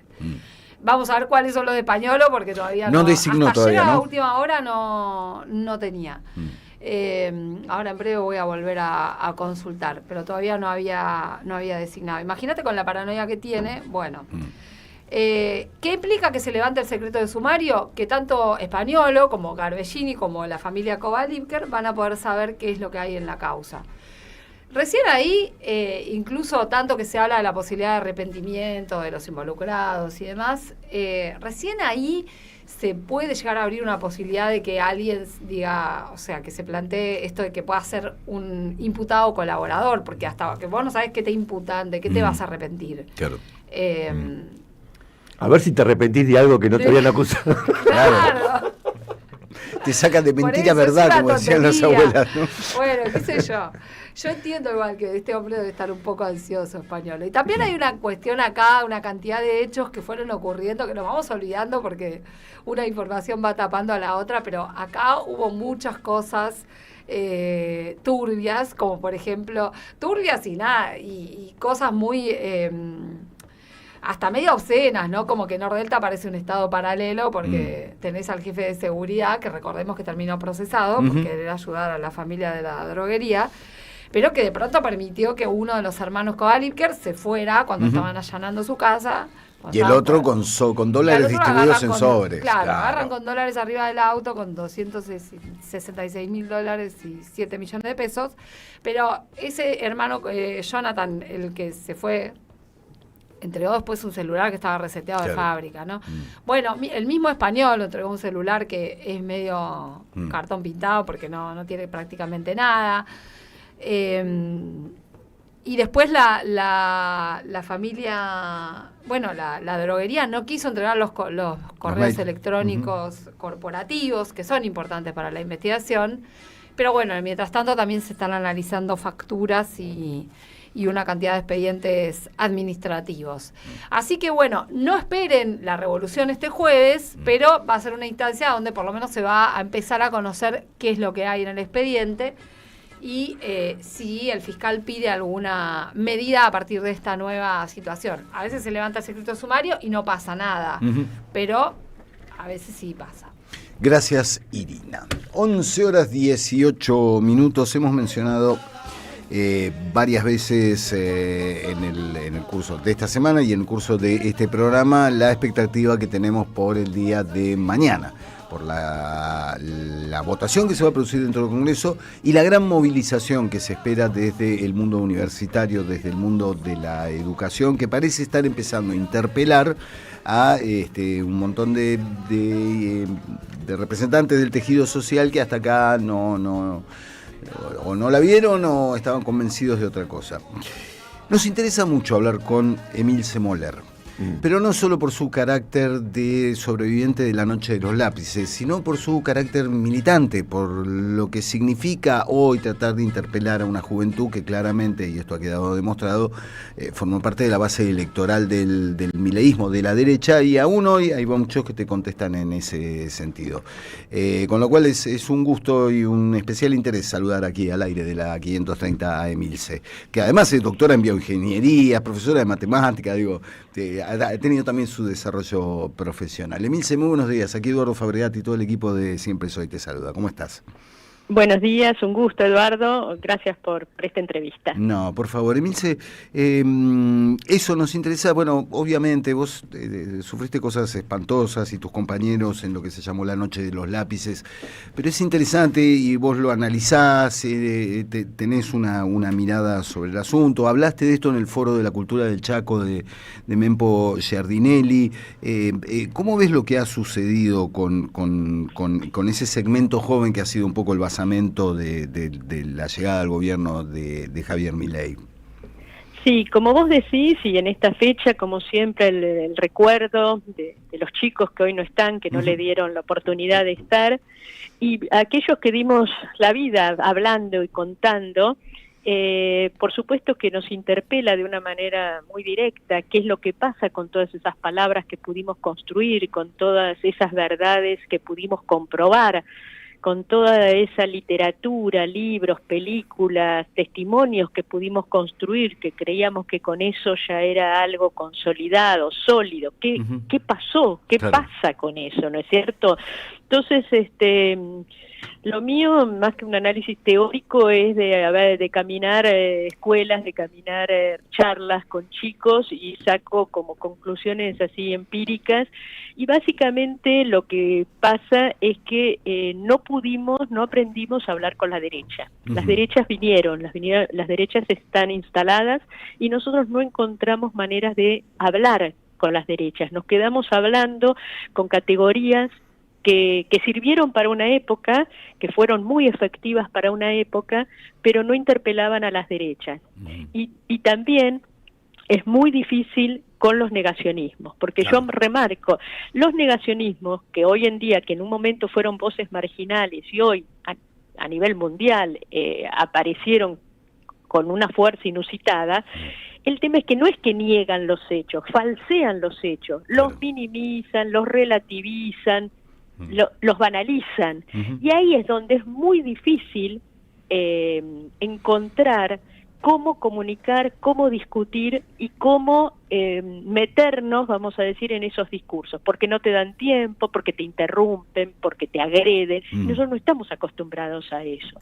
Entonces quedamos, nos fuimos como retirando, y hubo todo un sector que no nos escuchó, y si nos escuchó no nos entendió, porque hoy en día los jóvenes hay palabras que no las comprenden, no comprenden cabalmente qué quiere decir genocidio, terrorismo de Estado, lesa humanidad. Entonces vos le decís, no voten a la vicepresidenta porque apoya a los genocidas, porque es negacionista y no saben qué le estás diciendo. Entonces, o intuyen, pero no con la profundidad. Entonces tenemos que traer todo ese pasado que pudimos construir, lo tenemos que traer de nuevo al presente, con palabras, con explicaciones, que no nos saquen lo peor que tenemos a veces, porque te sacan lo peor. Tenemos que volver de nuevo a hablar, a no pelearnos, a no discutir, a no enojarnos. Y bueno, esa es la tarea que tenemos en estos momentos, para no perder todo lo construido. Hola Emil, se te habla el profe Sergio Wisniewski, ¿cómo estás? ¿Qué tal? ¿Cómo estás? Muy bien. Yo sé que permanentemente hablás, participás en foros en donde hay jóvenes y contás estas anécdotas de todo lo que fue pasando a lo largo de todos estos años, de cómo se fue sembrando un poco de conciencia de lo que había pasado en la dictadura militar, porque al principio también había mucha gente que no sabía lo que había pasado. ¿Vos encontraste que en los últimos años te empezaron a cuestionar más el discurso, tus exposiciones? ¿Hubo gente Totalmente. O sea, antes no sabían y no sabían. Hoy hay exceso de información. Claro. Entonces, vos decís una palabra y te retrucan con otra. Entonces vos decís, son 30.000, no son 30.000. Hablas de derechos humanos y te dicen, es el curro de los derechos humanos. Entonces vos no podés ir a hablar como fuimos en aquellas épocas, de la misma manera, habitando, recorriendo ese pasado inocentemente, como si no hubiera nada, ¿no? Porque del otro lado hay un montón de cosas mal entendidas, mal aprendidas, mal comprendidas, y sobre todo porque nadie puede, no los están ayudando a los jóvenes, que no es lo mismo, como digo yo, el relato de una víctima que un youtuber. No es lo mismo leer una sentencia judicial que un tuit de un TikTok. Eso es lo que está faltando, la validación de toda esa información. Ese es lo que vos dijiste, es sumamente acertado. Antes había desconocimiento, ahora hay exceso de información mezclada, y eso es lo difícil. Nosotros tenemos que desbrozar toda ese cúmulo de informaciones, y ahí es donde estamos perdidos, porque nosotros pudimos hablar ante el conocimiento, después consensuar cuando estuvo aceptada la realidad, pero no encontramos las palabras de hablar ante una información mezclada, engañosa, banalizada. Ahí es donde nos encontramos con esta trampa. Emilce, Irina Hauser te saluda. ¿Cómo estás? ¿Qué tal, Irina? Ahora, tomando un poco lo que te decía Sergio, a vos en lo personal, en las circunstancias en que te pueda haber pasado esto, ¿Qué sentís que funciona mejor? Tu historia en primera persona, por ejemplo, ¿no ayuda a una comprensión cabal de los hechos? En estos momentos menos. Mira. En estos momentos menos. Y lo digo con las experiencias que voy teniendo, y sobre todo porque los docentes siguen insistiendo en que la experiencia personal ayuda. Ayuda siempre y cuando hay mucho trabajo previo y un trabajo posterior, porque hoy en día no conmuevo tanto siendo la misma, o sea, conmuevo a quienes tienen todo una historia, una comprensión, cuando no tienen las histerias mezcladas, porque si yo voy a dar una charla y el chico tiene el preconcepto que los derechos humanos son un curro, entonces ¿sabes qué? Me miran a mí, me escuchan, ¿y por qué me van a creer? Y dirán, ¿y cuánto cobró esta mujer para venir a dar la charla? ¿Te das cuenta? Todo está en duda. Entonces, seguir insistiendo con los relatos, que sí lo vamos a hacer y lo sigo haciendo, porque como digo yo resisto, y como tanto resistimos archivos, y nos podemos parar con la tranquilidad y mirar a los ojos y decirle todas estas cuestiones, pero tiene que venir acompañado de otras cosas, si no, no está sirviendo en estos momentos. Eso lo voy palpando porque me lo dicen, quedan las charlas divididas, las charlas quedan en 3 sectores en un aula, los que me adoran, se quieren sacar una foto, los que me cuestionan y los expectantes. Son tres sectores.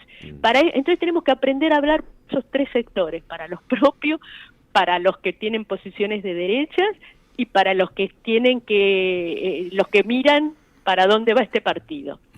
Las charlas son de A3 en estos momentos en las escuelas. El otro día fui a una charla maravillosa en una escuela en el Chaco, que habían trabajado sobre mi libro. Me esperaron con un cartel que decía bienvenida Emilce Moller, me dieron un ramo de flores, me trataron con un respeto, pero al rato surgió que la abuela le había dicho que en la dictadura estaba mejor, que poníamos bombas. Me escuchó respetuosamente, pero bueno, ahí quedó partido y terminó la charla y uno gritó ¡Viva Perón! Vamos a decir, esas son las charlas en estos momentos. ¿Lo convencía al chico que decía que ponía bombas? No sé. Yo más que nada cuando le contestaba a ese chico, lado, que no preguntaba y miraba el partido de los dos, de uno que le decía que poníamos bombas en los jardines y otro que decía que no. Entonces me parece que ahí es importante el rol docente, cómo termina de decir esto, ¿no? Entonces yo, por ejemplo, digo, hoy que está tanta información, pero busquen dónde están los jardines que se pusieron bombas y van a ver que no hay ninguno. Busquen, pongamos en tensión los relatos en los grupos, en las escuelas, pongamos en tensión esos dos relatos. Y nosotros tenemos todo el peso de la verdad, los documentos, todo, pero para eso hay que mostrarle que una sentencia jurídica, como decía, no es lo mismo que un youtuber que dice algo. Eso hay que validarlo. Yo creo que para todos los campos, ¿no? Pero bueno, estamos en estos momentos así. Por eso es todo un más o menos, ¿no? O sea, y sobre todo, por ejemplo, ¿por qué no causó esa indignación que tendría que causar la consigna del nunca más como eslogan político, cuando quiere el exterminio del kirchnerismo, de una fuerza política? Porque muchos no saben lo que significa el nunca más. No, o lo saben, pero creen que es algo del kirchnerismo, creen que, bueno, fue divertido tomar eso. O sea, entonces, ¿cuánto tenemos que explicar? Y lo tenemos que explicar, pero sobre todo sin enojarnos con los chicos, ¿no? Eso te iba a marcar, Emilce, que la presencia de ánimo que hay que tener, vos lo señalaste al comienzo de la charla, ¿no? Sí.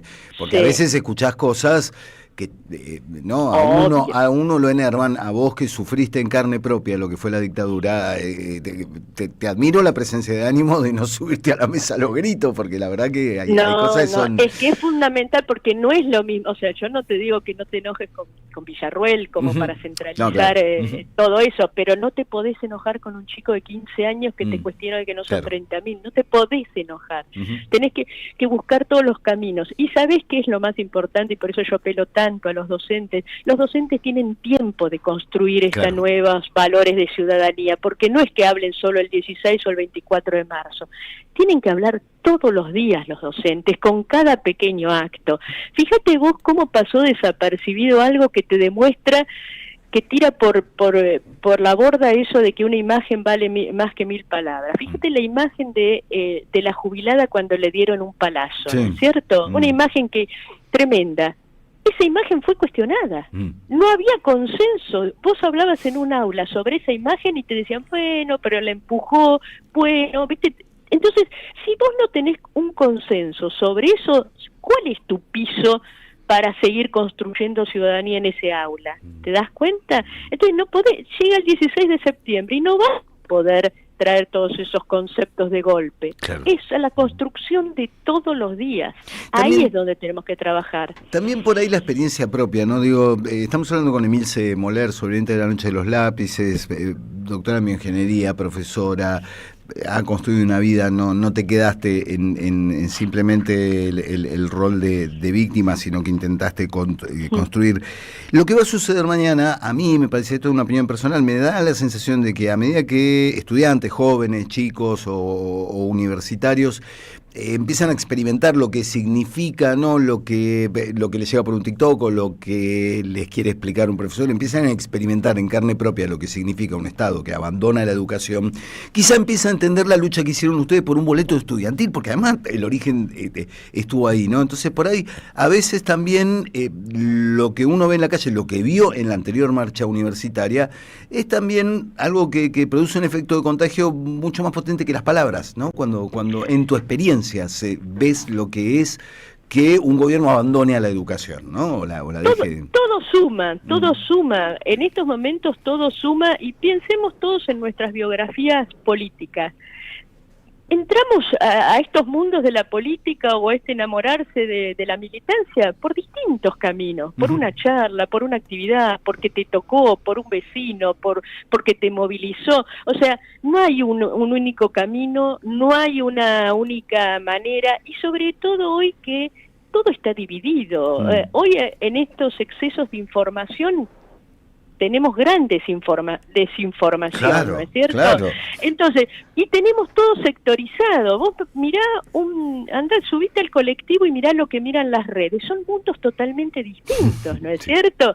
Entonces, a mí no dejan de asombrarme. A veces yo digo, bueno, ¿cómo no saben tal cosa? Y cuando vos ves que un cantante que no tenías ni idea llenó 3 Luna Park y vos no sabías ni quién era ese cantante, o youtuber que los convocan porque tienen miles de seguidores y vos no sabías quién era, bueno, así estamos fraccionados. Entonces, todos los caminos son válidos. La calle, la práctica, el habla, el seguir, el no enojarte, pero no enojarte, encontrar palabras, porque es cierto, te sacan lo peor de uno y nosotros tenemos que volver a poner siempre lo mejor de uno, porque así ganamos todo, así tenemos que seguir, poniendo lo mejor de uno. ¿Qué es lo que sabemos hacer? No nos pueden llevar al camino de ellos. Yo decía siempre, nosotros no fuimos buenos en las redes, pero tenemos que encontrar algo que entre no usarla y ser un odiador serial, tenemos que encontrar un camino, no podemos caer en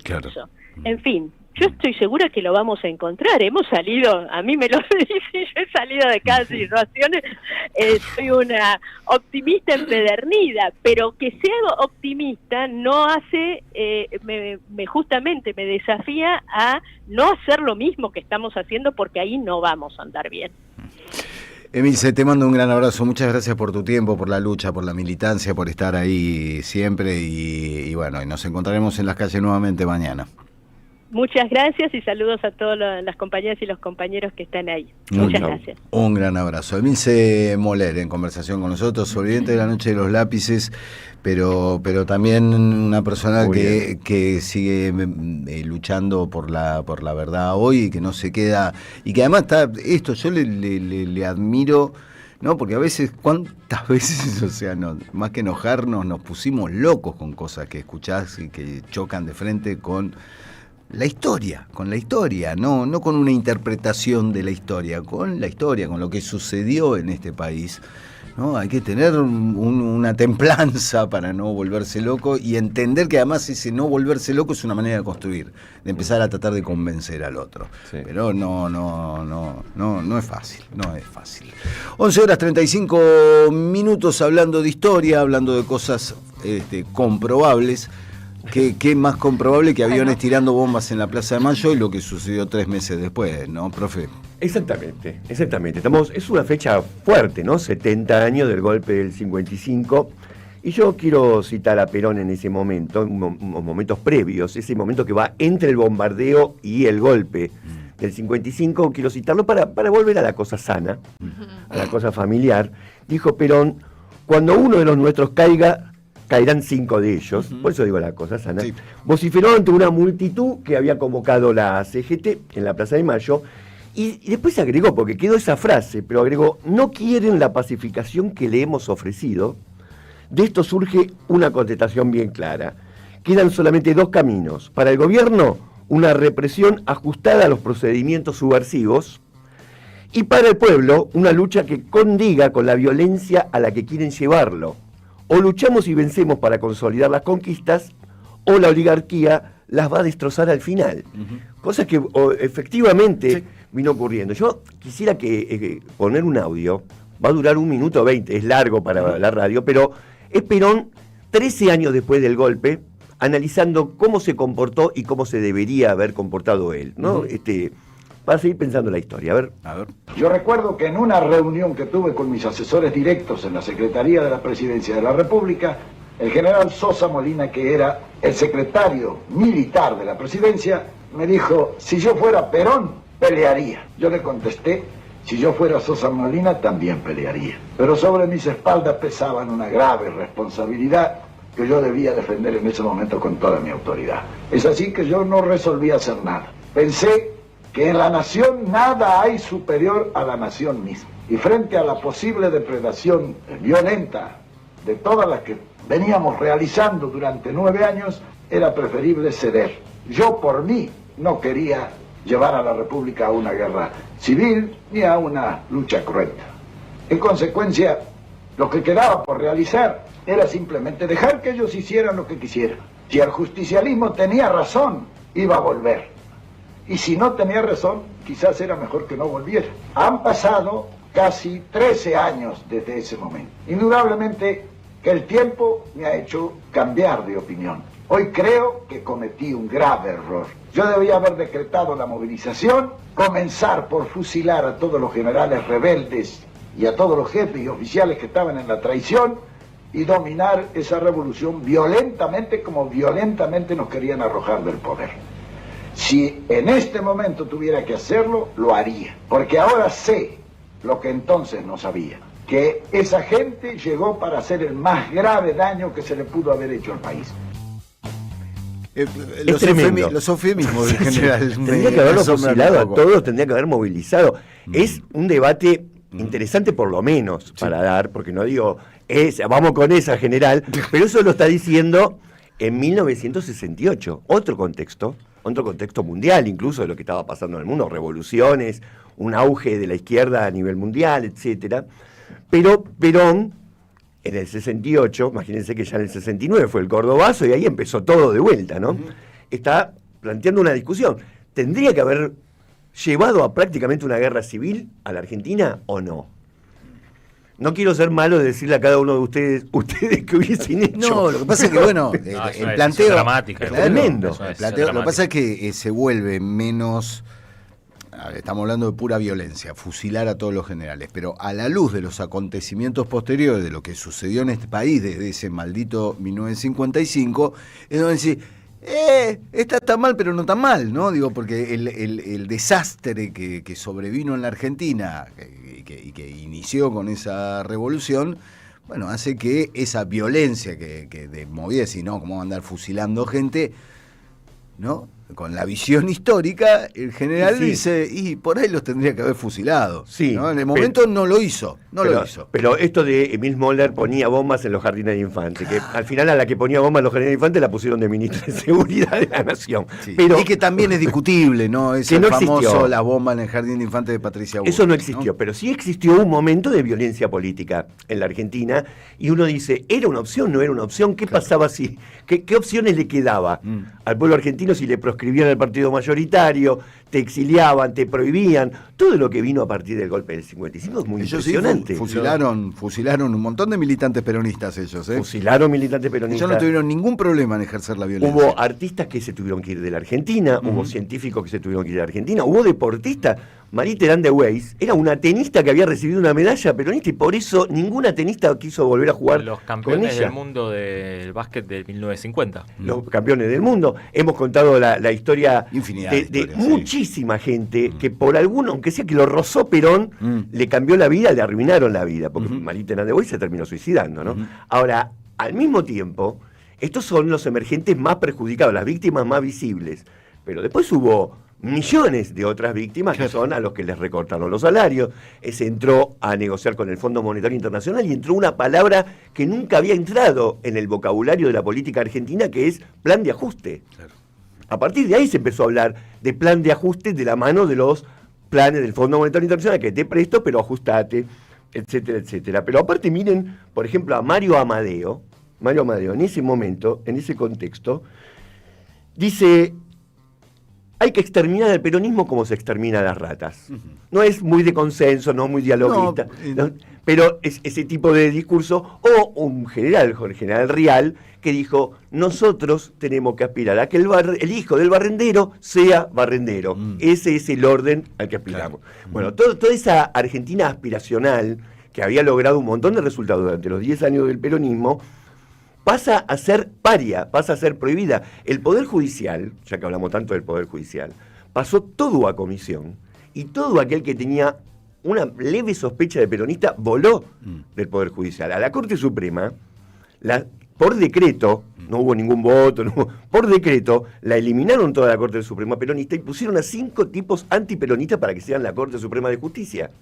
El famoso fallo, ¿se acuerdan esa ley que decía que estaba prohibido decir Perón, Evita, por los en B, la estaba todo prohibido? Sí. Bueno, eso se judicializó.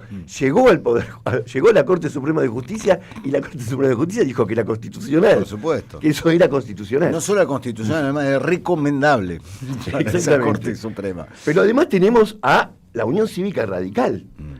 La declaración de Arturo Illia, firmando, Arturo Illia, que siempre lo tenemos como un hombre inmaculado, que todo lo que tocaba lo convertía en celestial. Sí. Bueno, la declaración del 55 de Arturo Illia, justificando el golpe, es absolutamente criminal, porque también está la declaración de Arturo Frondizi, que en el día del golpe fueron a la Casa Radical, acá cerca en Congreso, y repartieron armas.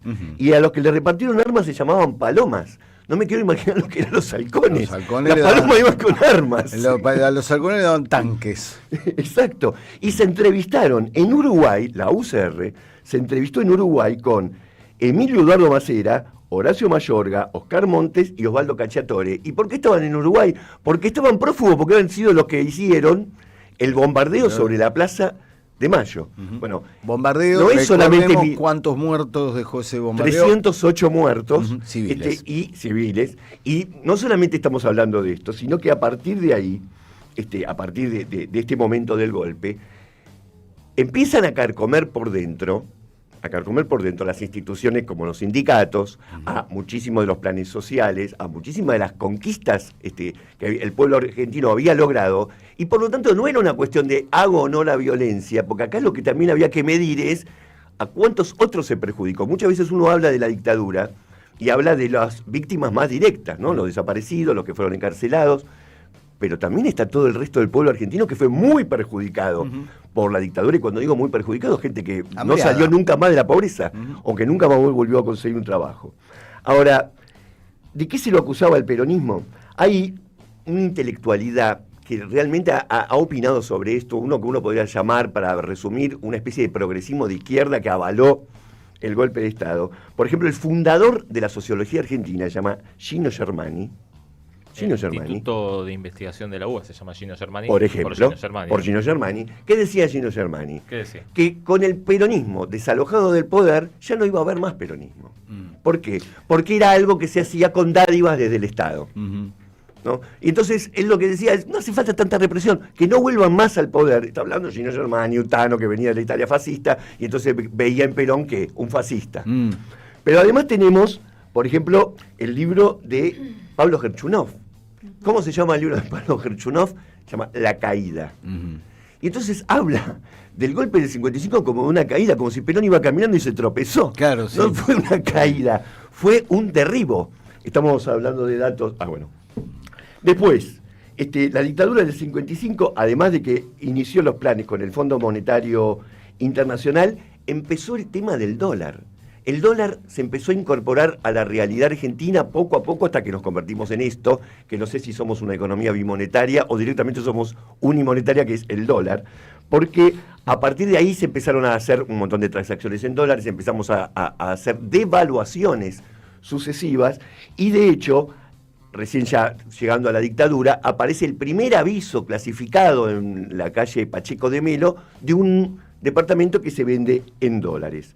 Hay un artículo un poco olvidado, periodístico, de 1957, que escribió Juan Perón, que señaló que la Revolución Libertadora trajo la cuarta invasión inglesa. La cuarta invasión inglesa. ¿Y por qué lo dice? Después de los bombardeos del 55, Perón le anuló totalmente el presupuesto a la Marina. Le anuló totalmente el presupuesto a la Marina, es más, les restringió el uso de armas. La Marina, en el golpe, el día 16 de septiembre del 55, fue fundamental, porque no solamente había conseguido todas las armas que necesitaba, sino también el combustible para que los barcos se manejen. ¿Y quién se los dio? Se los dio Inglaterra. Inglaterra le dio el petróleo y le dio las armas. Con esas armas bombardearon las destilerías de Mar del Plata y amenazaron con volarlas de Sarandí.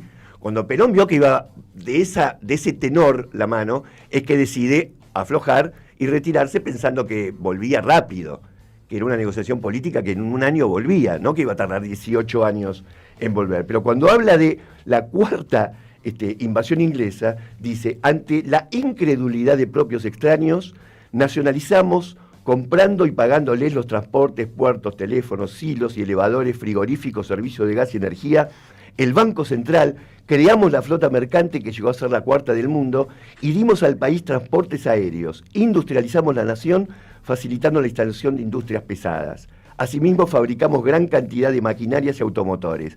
Así logramos la independencia económica y sacando todo esto es como nos vuelven a sumergir en la dependencia. No está de moda hablar de colonialismo, dependencia, imperialismo, pero es el mecanismo que está funcionando y son las cosas que pasan no porque los argentinos se equivocan, sino porque muchas veces por la fuerza es que nos terminan imponiendo este tipo de gobiernos. Si les parece que la columna del señor Viñeski tuvo algo de circularidad en la repetición de conceptos de la libertad y de esto, de otro, es porque a veces la historia argentina se comporta de manera circular y este aniversario del golpe lo demuestra. Muchas gracias, señor Sergio Wisniewski. Vamos a hacer una pequeña tanda y volvemos con los últimos cartuchos. Ya que hablamos de tanto fusilamiento en Siempre Soy. Somos Radio AM530. En Avellaneda tu seguridad es nuestra prioridad. Sumamos cámaras y centros de monitoreo. Implementamos un anillo digital de control vehicular. Instalamos 30 puntos seguros y junto a la provincia creamos 4 nuevas bases para la policía bonaerense. Y ahora vamos a crear una fuerza local con 300 efectivos y 30 patrullas. Somos un Estado eficaz que aborda cada problemática con propuestas concretas. Si el camino suena así, es porque pones toda la potencia para cruzar todos los caminos que necesitas. La tecnología TurboClean garantiza el máximo octanaje para cumplir con los motores más modernos y exigentes. Poner Infinia es poner siempre lo mejor. YPF Infinia TurboClean.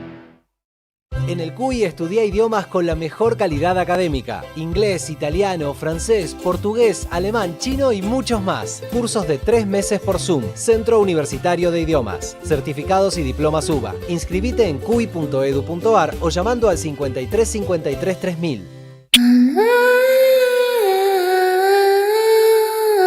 El grito y el silencio en su cuarto mes.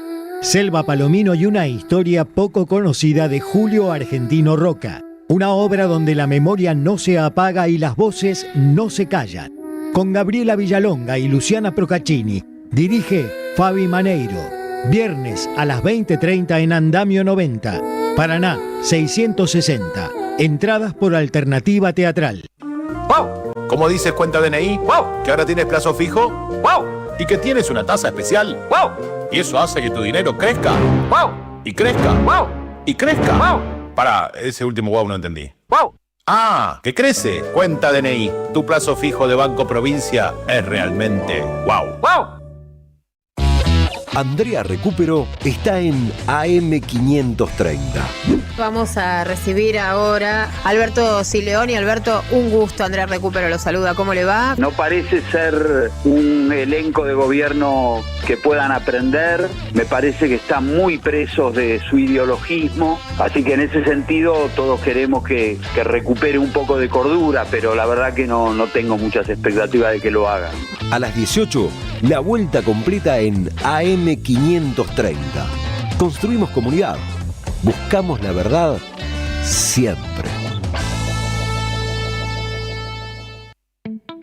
En Lanús trabajamos por una ciudad más segura. Inauguramos la primera base de operaciones de la Fuerza Barrial de Aproximación de la Policía Bonaerense e incorporamos 20 móviles y 240 efectivos policiales. Sumamos 75 nuevos vehículos y 200 agentes de seguridad ciudadana a través del programa Lanús Te Cuida. Además, continuamos con el programa de formación y capacitación permanente para nuestros agentes locales. La ciudad que nos merecemos es una Lanús segura. Lanús Gobierno.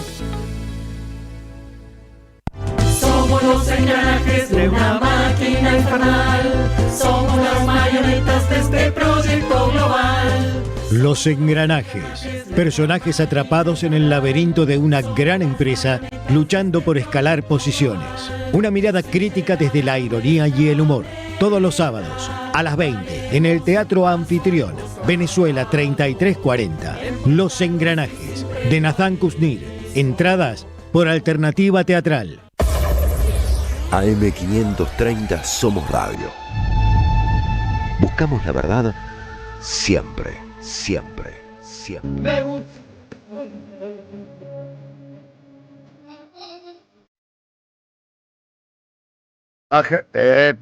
Se abrió el micrófono, profe, por favor. Sí, probé. Por favor. Sí, probé, dijo alguien acá. El profe estaba contando el lado B de su viaje por el Amazonas, y nos van a disculpar, pero no vamos a compartir nada de lo que estaba contando.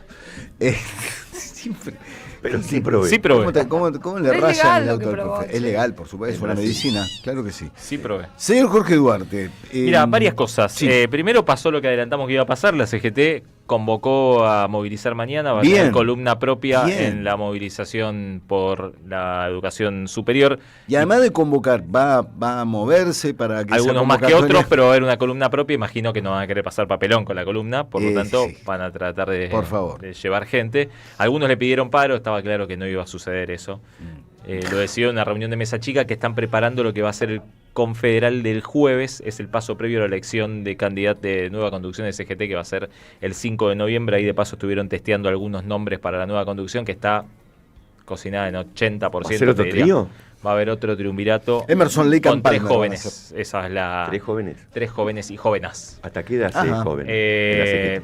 Todo indica que van a ser Jorge Sola, el secretario de prensa y secretario general del Sindicato del Seguro, Cristian Jerónimo, ex mano derecha de Pablo Moyano, ahora muy vinculado a Gerardo Martínez, secretario general del Sindicato de Empleados del Vidrio, y la tercera sería Maya Volkovitsky, que hoy es la actual número 2 de Julio Piumato en el Sindicato de Empleados de Justicia de la Nación. Ellos prácticamente, decime Irina si vos tenés la misma información, son la voz de Comodoro Pi y de la Corte Suprema en todos los sectores donde suelen presentarse. Sí, ¿no? De la Corte ni hablar, ¿no sabes? Sí. Queda en discusión lo de Maya Volkovitsky porque no hay representación. ¿La conducción de la CGT? Siempre estuvo representado por Piumato, ahora lo que cambia es de voz. Sí. Claro, sí, Piumato, ¿no? Como te decía, está todo medio cocinado para que se vaya en ese sentido. Jorge Sola promueve ser secretario general único, yo creo que no le va a alcanzar. Furlan es el único que no participó de los que quieren ser secretario general de la CGT de la reunión de mesa chica de ayer, y está promoviendo otro esquema con un solo secretario general, en lo posible él, con un armado de gremios de la industria y del transporte. Ayer, por ejemplo, no estuvieron Furlan, no estuvo el ESMATA, no estuvieron los bancarios, el sindicalismo más combativo no fue a la reunión de mesa chica. De todas maneras, no pareciera que tenga la fuerza suficiente para reunirse y poder hacer un contrapeso. Bueno, de ahí salió lo que va a ser el confederal y el armado de la elección del 5 de noviembre. Pero lo que pasó ayer fue que se conoció el dato de desocupación de la Ciudad de Buenos Aires del segundo trimestre de 2025, donde todos esperábamos empezar a ver un poco el impacto del plan económico en la Ciudad de Buenos Aires, fundamentalmente en el empleo, y la verdad que los números son bastante mejores de los que todos prevíamos. La desocupación subió del 7,3 al 7,7, bastante poco, como digo, menos de los que prevíamos. Es un número que está todavía lejos de los dos dígitos que se piensan para fin de año, pero que está en alza, con las particularidades que suele tener este número en la Ciudad de Buenos Aires. Por un lado, diferencia de género, y por otro lado, diferencia respecto de cada uno de los hemisferios de la ciudad. En el sur siempre las estadísticas son muchísimo peores. Las mujeres tienen un promedio de 8,8% de desocupación, mientras que los hombres 6,7%. En la zona sur de la ciudad está en dos dígitos la desocupación, 10,5%, bastante por arriba, casi 50% por arriba de lo que es la media de la ciudad. La tasa de subocupación es del 10%, y acá me parece que es importante empezar a prestarle atención a este dato, que es donde le fue mal a Milei, en la ciudad de Buenos Aires, en el sur de la ciudad, en la suma de desocupación y subocupación llega al 23,4%. O sea, 1 de cada 4 en el sur de la ciudad de Buenos Aires está desocupado o subocupado. En números concretos, en términos nominales, el 7,7% de desocupación implica que hubo 75.000 nuevos desocupados en la ciudad de Buenos Aires. de esos 75.000 nuevos desocupados, todos venían del sector privado. No, acá no hay el impacto del... Pues en realidad 94 vienen todo del sector privado, fundamentalmente. No es el recorte del Estado. No es el recorte del Estado. Nada. Los que perdieron empleo en el último año en la Ciudad de Buenos Aires, estos 75.000 vienen todo del sector privado y fundamentalmente por el perfil de la Ciudad de Buenos Aires, que como decíamos, no es tan impactada como el conurbano por el empleo industrial, fundamentalmente del sector servicios. 3 de cada 4 de los que perdieron empleo vienen del sector servicios, el resto se distribuyen entre el comercio y la construcción, fundamentalmente, y algo de la industria, pero fundamentalmente pérdida de empleo en el sector servicios. Bueno, se ven miles de locales cerrados en la Ciudad de Buenos Aires. Sí. Y 8 de cada 10 de los que perdieron empleo tenían empleos de menos de 5 años de antigüedad. O sea, empleos bastante recientes. Incluso 4 de cada 10 tenían empleos que habían conseguido el último año, no duraron demasiado. El dato de informalidad laboral, sabemos que la Ciudad de Buenos Aires es una ciudad, por ser la más rica de la Argentina y por tener un nivel de cobertura del Estado tan amplio, tiene números desacopleados de la realidad de todo el país. El número de informalidad laboral igual es alto, casi 29% de informalidad laboral, me parece un número muy alto para el grado de formalidad que tiene la Ciudad de Buenos Aires, que uno lo puede comparar con, no sé, lugares como Salta, Chaco, que donde hay territorios muy extensos donde prácticamente no hay presencia del Estado. Una reforma laboral, de hecho, está sucediendo. El gobierno quiere impulsar una reforma laboral en el Congreso cuando tenga mejores números, sé que los tiene, pero ya hay una reforma laboral en desarrollo desde hace rato. Sí, acá, como te digo, se va a sentir en otros lugares, fundamentalmente en los conurbanos, en los sectores industriales, va a tener otro perfil, ¿no?, de desocupado, que va a venir más del empleo industrial o de la informalidad. Acá estamos hablando más de desocupados que vienen del sector servicios y que está empezando a impactar muy fuerte en el sur de la ciudad, con números que no se parecen tanto a los de la media de la ciudad, sino a los de... Bueno, ese desbalance lamentablemente clásico en esta ciudad, ¿no? Sí, lo que hemos visto en los diferentes gobiernos macristas de los últimos 20 años fue un descuido del sur siempre, ¿no? Uno cuando mira estos números encuentra 2 o 3 sectores muy vulnerables, fundamentalmente las mujeres, donde la desocupación y la subocupación suelen ser más altas, la juventud, donde la desocupación y la subocupación y la informalidad suelen ser más altas, y en la Ciudad de Buenos Aires tenés que agregar el factor que tiene que ver con lo geográfico. Si vivís en la ciudad, en el sur de la Ciudad de Buenos Aires, tenés muchísimas más posibilidades de estar desocupado, de estar subocupado o de ganar mucho menos. Gracias, Jorge. Bueno, mientras charlamos de estas cosas, se ve en las pantallas una nueva etapa de la limpieza étnica, el genocidio que está llevando adelante el régimen de Benjamín Netanyahu en Gaza.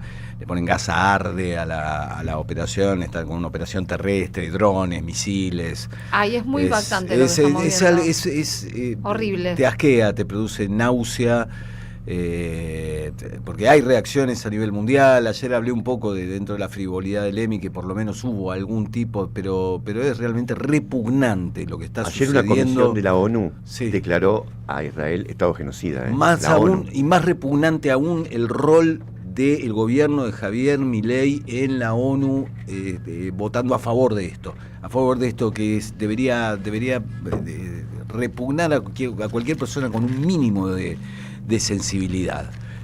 No hay acción de Hamás que justifique lo que está llevando a cabo el sionismo en la encarnadura de Benjamín Netanyahu. Es realmente un asco. 12 horas, le pedimos perdón a Felicita Bonavita, fue una mañana muy intensa y le decimos al señor Prince, señor, toque la guitarrita, denos un poco de, por lo menos de música, que diga come on ya, pónsela. Muchas gracias, Valentina Castro. Nos encontramos mañana, pasado, en algún momento de la semana. Muchas gracias, Irina Hauser. Continuaremos, señor Sergio Viñecki. Muchas gracias por su... gracias a vos. No, gracias a vos. Gracias a vos. Jorge Duarte, muchas gracias. Nos volvemos a encontrar mañana. Silvio Soler en la operación técnica y puede estar al aire. Lucas Román en la producción. Ariel Pinus en la coordinación. Manon Sanseverino, Vicente Castro y Alan Martínez en las redes. En la producción audiovisual Mora Ursagasti y en el streaming Leandro Deza, trabajando para esto que se llama Siempre Soy. Retornamos mañana a las 10 de la mañana aquí en AM530. Mi nombre es Eduardo Fabregat, les agradezco la atención, la orejita y les deseo una buena jornada a pesar de todo. Gracias.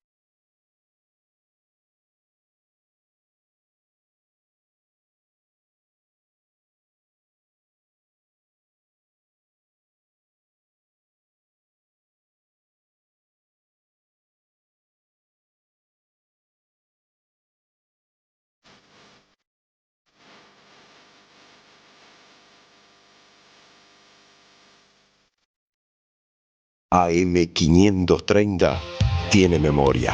No hay solución para el país con esta política y lo saben. Por eso apuntan a que cuando esto se caiga después de las elecciones, no haya una alternativa organizada en el país, no haya liderazgos que puedan conducir un proceso político que va a ser difícil y que requiere patriotismo y también coraje para plantarse frente a los que hay que decirle que no, hay que decirle que no. Eso vendrá.